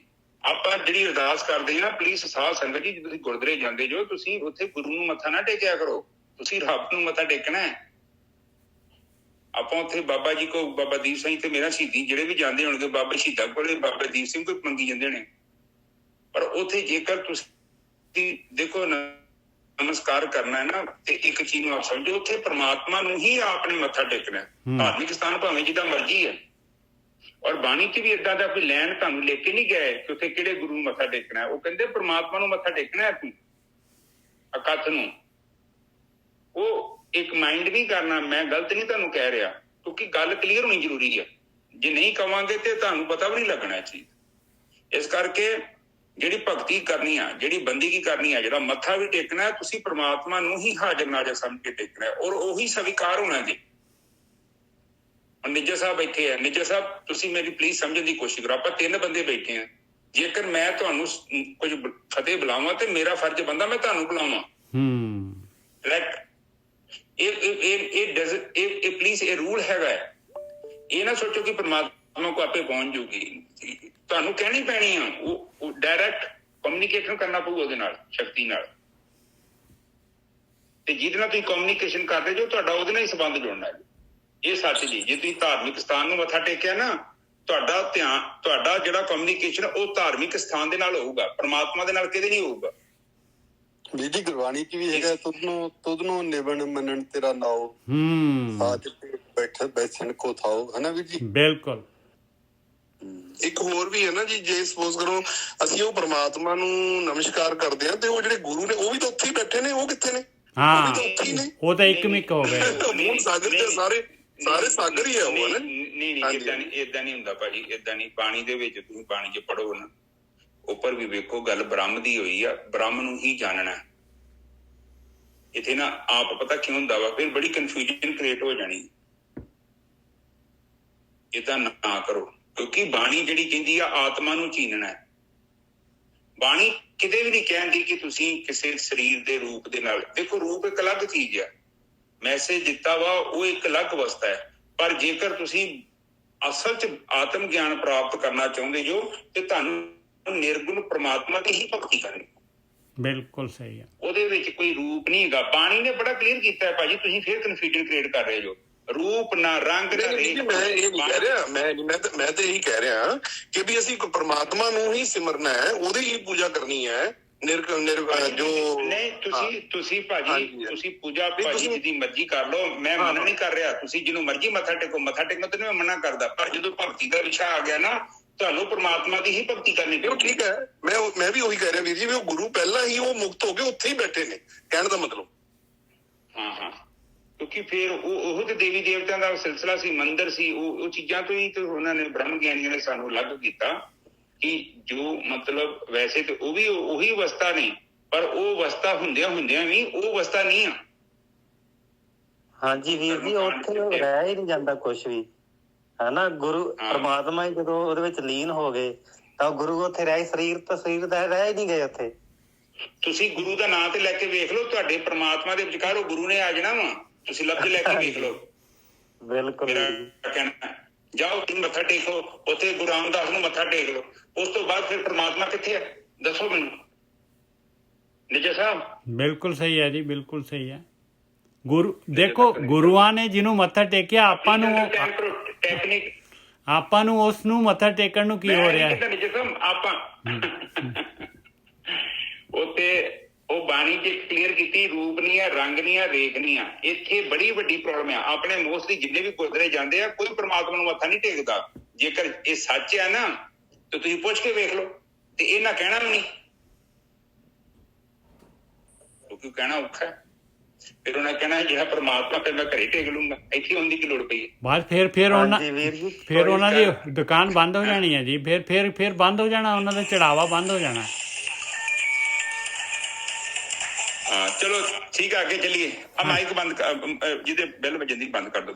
ਠੀਕ ਹੈ ਜੀ, ਪਲੀਜ਼ ਮਾਈਂਡ ਨਹੀਂ ਕਰਨਾ। ਥੋੜਾ ਜਿਹਾ ਨਾ ਵਿਜ਼ਨ ਵੱਡੀ ਚਾਹੀਦੀ ਆ, ਕਿਉਂਕਿ ਬਾਣੀ ਚ ਜੋ ਕਿਹਾ ਦੇਖੋ, ਉੱਥੇ ਉਹਨਾਂ ਨੇ ਆਤਮਾ ਦੀ ਗੱਲ ਕੀਤੀ ਕਿ ਜਿਹਨੇ ਆਤਮਾ ਨੂੰ, ਜਿਹਨੇ ਬ੍ਰਹਮ ਨੂੰ ਨਹੀਂ ਨਾ ਜਾਣਿਆ, ਉੱਥੇ ਕਿ ਬੰਦੇ ਦੀ ਗੱਲ ਨਹੀਂ ਜੇ ਕੀਤੀ। ਤੇ ਮੇਰੇ ਵਰਗਾ ਇੱਥੇ ਇਤਿਹਾਸ ਦੇਖੋ, ਪਰਮਾਤਮਾ ਦੇ ਬਾਰੇ ਜਾਣਨਾ ਤੇ ਪਰਮਾਤਮਾ ਨੂੰ ਜਾਣਨਾ ਦੋ ਅਲੱਗ-ਅਲੱਗ ਚੀਜ਼ਾਂ ਨੇ। ਸੋ ਫਿਰ ਪਰਮਾਤਮਾ ਦੇ ਬਾਰੇ ਜਾਣਨਾ, ਪਰਮਾਤਮਾ ਸੁਪਰੀਮ ਪਾਵਰ ਆ, ਉਹਦੀ ਕੋਈ ਨਾ ਕੋਈ ਸ਼ਕਲ ਆ, ਨਾ ਕੋਈ ਰੰਗ ਹੈਗਾ, ਹਨਾ। ਬਿਲਕੁਲ ਇਹੀ ਤੁਸੀਂ ਕਹਿ ਰਹੇ ਹੋ ਨਾ? ਹਾਂ ਬਿਲਕੁਲ ਸਹੀ ਹੈ। ਹਾਂਜੀ ਭਾਜੀ, ਉਸ ਜਿਹੜੀ ਆਕਾਰ ਤੇ ਹੈਗਾ ਨਹੀਂ, ਤਾਂ ਹੀ ਉਹ ਤਾਂ ਗੱਲ ਬਣਨੀ ਹੈ ਭਾਜੀ। ਤੁਹਾਨੂੰ ਫਿਰ ਵੀ ਤੁਸੀਂ ਵੀ ਤੇ ਨਿਰਾਕਾਰ ਹੋਗੇ ਤੇ ਤਾਂ ਹੀ ਉਸ ਨੂੰ ਜਾਣੋਗੇ। ਕਿਉਂਕਿ ਜੇ ਤੁਸੀਂ ਅਗਲੇ ਦਾ ਰੂਪ ਮੰਨ ਲਿਆ, ਕਿਸੇ ਨੂੰ ਦੇਹ ਧਰੀ, ਆਪਾਂ ਗੁਰੂ ਨੂੰ ਮੰਨ ਲਈਏ, ਮੰਨ ਲਓ, ਮੈਂ ਨਹੀਂ ਕਹਿੰਦਾ ਗੁਰੂ ਨੂੰ ਆਪਾਂ ਨਮਸਕਾਰ ਨਹੀਂ ਕਰਨਾ, ਆਪਾਂ ਸਭ ਕੁਝ ਕਰਨਾ ਹੈ।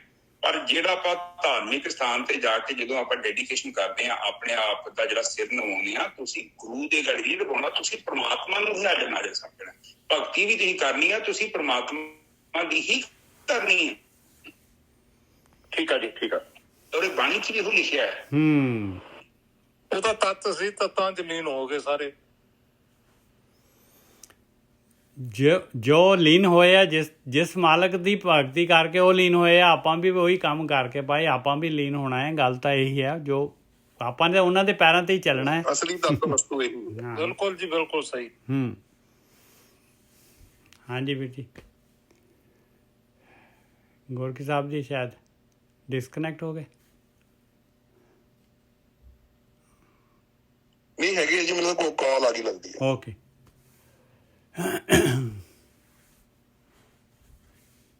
ਇਹ 23ਵੀਂ ਹੋ ਗਈ ਆਪਣੀ ਜਿਹੜੀ ਹੈਗੀ ਪੌੜੀ। 27 ਪੌੜੀਆਂ ਹੈਗੀਆਂ ਭਾਈ, ਉਚਾਈ ਉੱਪਰ ਜਾ ਰਿਹਾ ਗਿਆਨ। ਇਹ ਪੌੜੀਆਂ ਜਿਹੜੀਆਂ ਹੈਗੀਆਂ ਕੰਪਲੀਟ ਹੁੰਦੀ ਹੈ ਜਿਹੜੀ ਹੈਗੀ।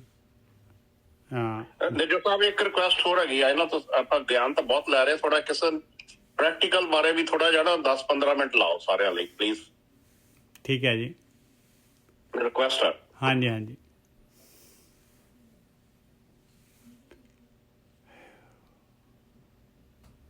ਉਹ ਜੇ ਜ਼ਿਆਦਾ ਡਿਟੇਲ ਚ ਲੈਣਾ ਨਾ ਜੀ, ਉਹ ਵੀਰ ਜੀ ਦਾ ਉਹ ਜਿਹੜੀ ਕਿਤਾਬ ਆਤਮ ਗਿਆਨ ਦੇ ਵਿੱਚ ਆਡੀਓਜ਼ ਨੇ ਨਾ, ਈੜਾ ਪਿੰਗਲਾ ਸੁਖਮਨਾ ਵਾਲੇ ਚੈਪਟਰ ਨੇ 6-7 ਜਿਹੜੇ ਪਹਿਲੇ, ਉਹ ਧਿਆਨ ਨਾਲ ਬਾਰ-ਬਾਰ ਸੁਣ ਲਈਏ ਤੇ ਉਹਦੇ ਨਾਲ ਕਾਫੀ ਹੱਦ ਤੱਕ ਚਾਨਣ ਹੋ ਜਾਏਗਾ। ਭਾਜੀ ਕਿੱਥੋਂ ਮਿਲਣਗੇ, ਕੋਈ ਲਿੰਕ ਹੈਗਾ ਜਾਂ ਆਡੀਓ? ਇਹਨਾਂ ਦੀ ਆਤਮ ਗਿਆਨ ਦੀ ਜਿਹੜੀ ਐਪ ਹੈਗੀ ਹੈ ਨਾ, ਉੱਥੇ ਤੁਸੀਂ ਜਾਓ, ਉੱਥੇ ਆਡੀਓਜ਼ ਵੀ ਪਏ ਨੇ, ਉਹ ਆਤਮ ਗਿਆਨ ਨੂੰ ਡਾਊਨਲੋਡ ਕਰ ਲਓ। ਐਪਲ ਸਟੋਰ ਤੇ ਆਤਮ ਗਿਆਨ ਪਾ ਦੋ, ATAMGIAN ਗਿਆਨ ਪਾ ਦੋ ਤੇ ਐਂਡਰੋਇਡ ਤੇ ਵੀ ਹੋਏਗਾ, ਐਂਡਰੋਇਡ ਤੇ ਵੀ ਹੋਏਗਾ। ਹੈਗਾ ਐਂਡਰੋਇਡ ਤੇ ਵੀ ਦੋ ਤਰ੍ਹਾਂ ਦੇ ਨੇ, ਉਹ ਦੇਖ ਲਓ ਤੇ ਲਿਖਿਆ ਹੋਊਗਾ ਬਾਈ ਚਰਨਜੀਤ ਸਿੰਘ ਗੋਰਖੀ, ਉਦਾਂ ਲਿਖਿਆ ਹੋਊਗਾ। ਹਾਂਜੀ, ਉਹ ਸਨਮਪ੍ਰੀਤ ਵੀ ਹੈ ਸ਼ਾਇਦ ਨਾਮ, ਕੁਛ ਏਦਾਂ ਦਾ ਵੀ ਲਿਖਿਆ ਹੁੰਦਾ। ਉਹਨੂੰ ਸੁਣੋ, ਉਹਨਾਂ ਦੇ ਨਾ ਕਾਫੀ ਵੀਰ ਜੀ ਨੇ ਸਾਰੇ ਰਿਕਾਰਡਡ। ਹਾਂਜੀ ਗੋਰਖੀ ਸਾਹਿਬ। ਹਾਂਜੀ ਵੀਰ ਜੀ, ਠੀਕ ਹੈ ਜੀ। ਅੱਗੇ ਚੱਲੀਏ ਵੀ, ਬਸ ਜੀ ਹੋ ਗਿਆ ਅੱਜ ਦਾ ਸਮਾਂ। ਚਲੋ ਠੀਕ ਹੈ। ਸਾਧ ਸੰਗੀ ਦੇਖੋ, ਪਤਾ ਕੀ ਹੁੰਦਾ ਵਾ, ਹੁਣ ਆਪਾਂ ਬੈਠੇ ਹਾਂ, ਆਪਾਂ ਪਰਿਵਾਰ ਹਾਂ, ਤੇ ਇਹ ਤੇ ਬਾਣੀ ਦੀ ਜੋ ਸਮੇਂ ਦੇ ਹਿਸਾਬ ਨਾਲ ਕਥਾ ਹੋ ਰਹੀ ਹੈ, ਤੁਹਾਡੇ ਸਾਹਮਣੇ ਕੀਤੀ ਜਾ ਰਹੀ ਹੈ।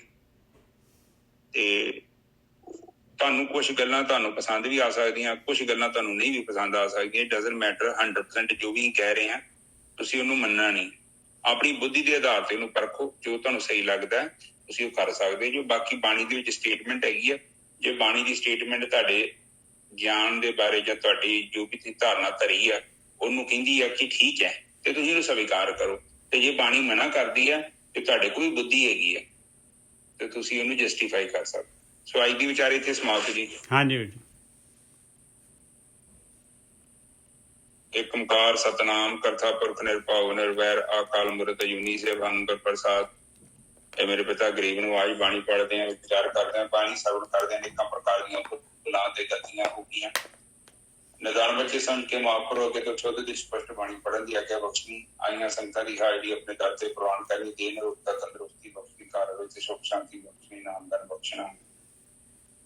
ਇਹ ਮੇਰੇ ਪਿਤਾ ਦਾ ਅਰਦਾਸ ਆਈ ਹੈ। ਇੱਕ ਮਾਤਾ ਆਪਣੀ ਬੱਚੀ ਦੀ ਅਰਦਾਸ ਕਰਾ ਰਹੀ ਹੈ। ਆਪ ਉਹਨਾਂ ਨੂੰ ਵਿਦਿਆ ਦਾ ਦਾਨ ਬਖਸ਼ੋ, ਸਮਰਥ ਬਖਸ਼ੋ, ਚੜ੍ਹਦੀ ਕਲਾ ਬਖਸ਼ੋ। ਵਾਹਿਗੁਰੂ ਜੀ ਕਾ ਖਾਲਸਾ, ਵਾਹਿਗੁਰੂ ਜੀ ਕੀ ਫਤਿਹ। ਵਾਹਿਗੁਰੂ ਵਾਹਿਗੁਰੂ ਵਾਹਿਗੁਰੂ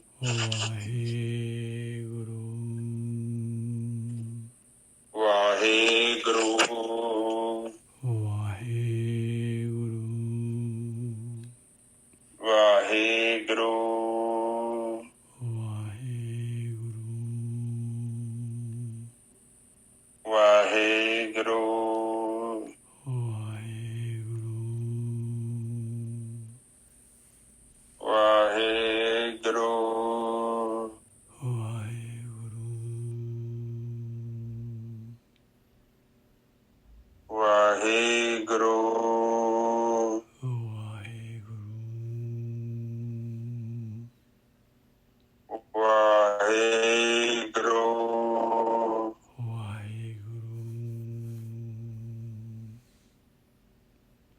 ਵਾਹਿਗੁਰੂ ਵਾਹਿਗੁਰੂ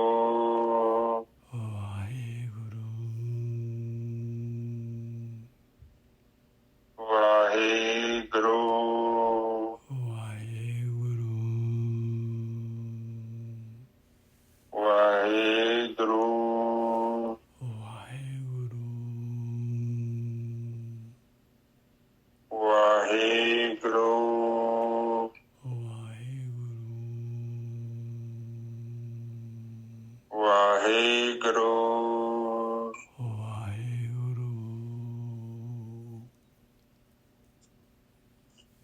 ਵਾਹਿਗੁਰੂ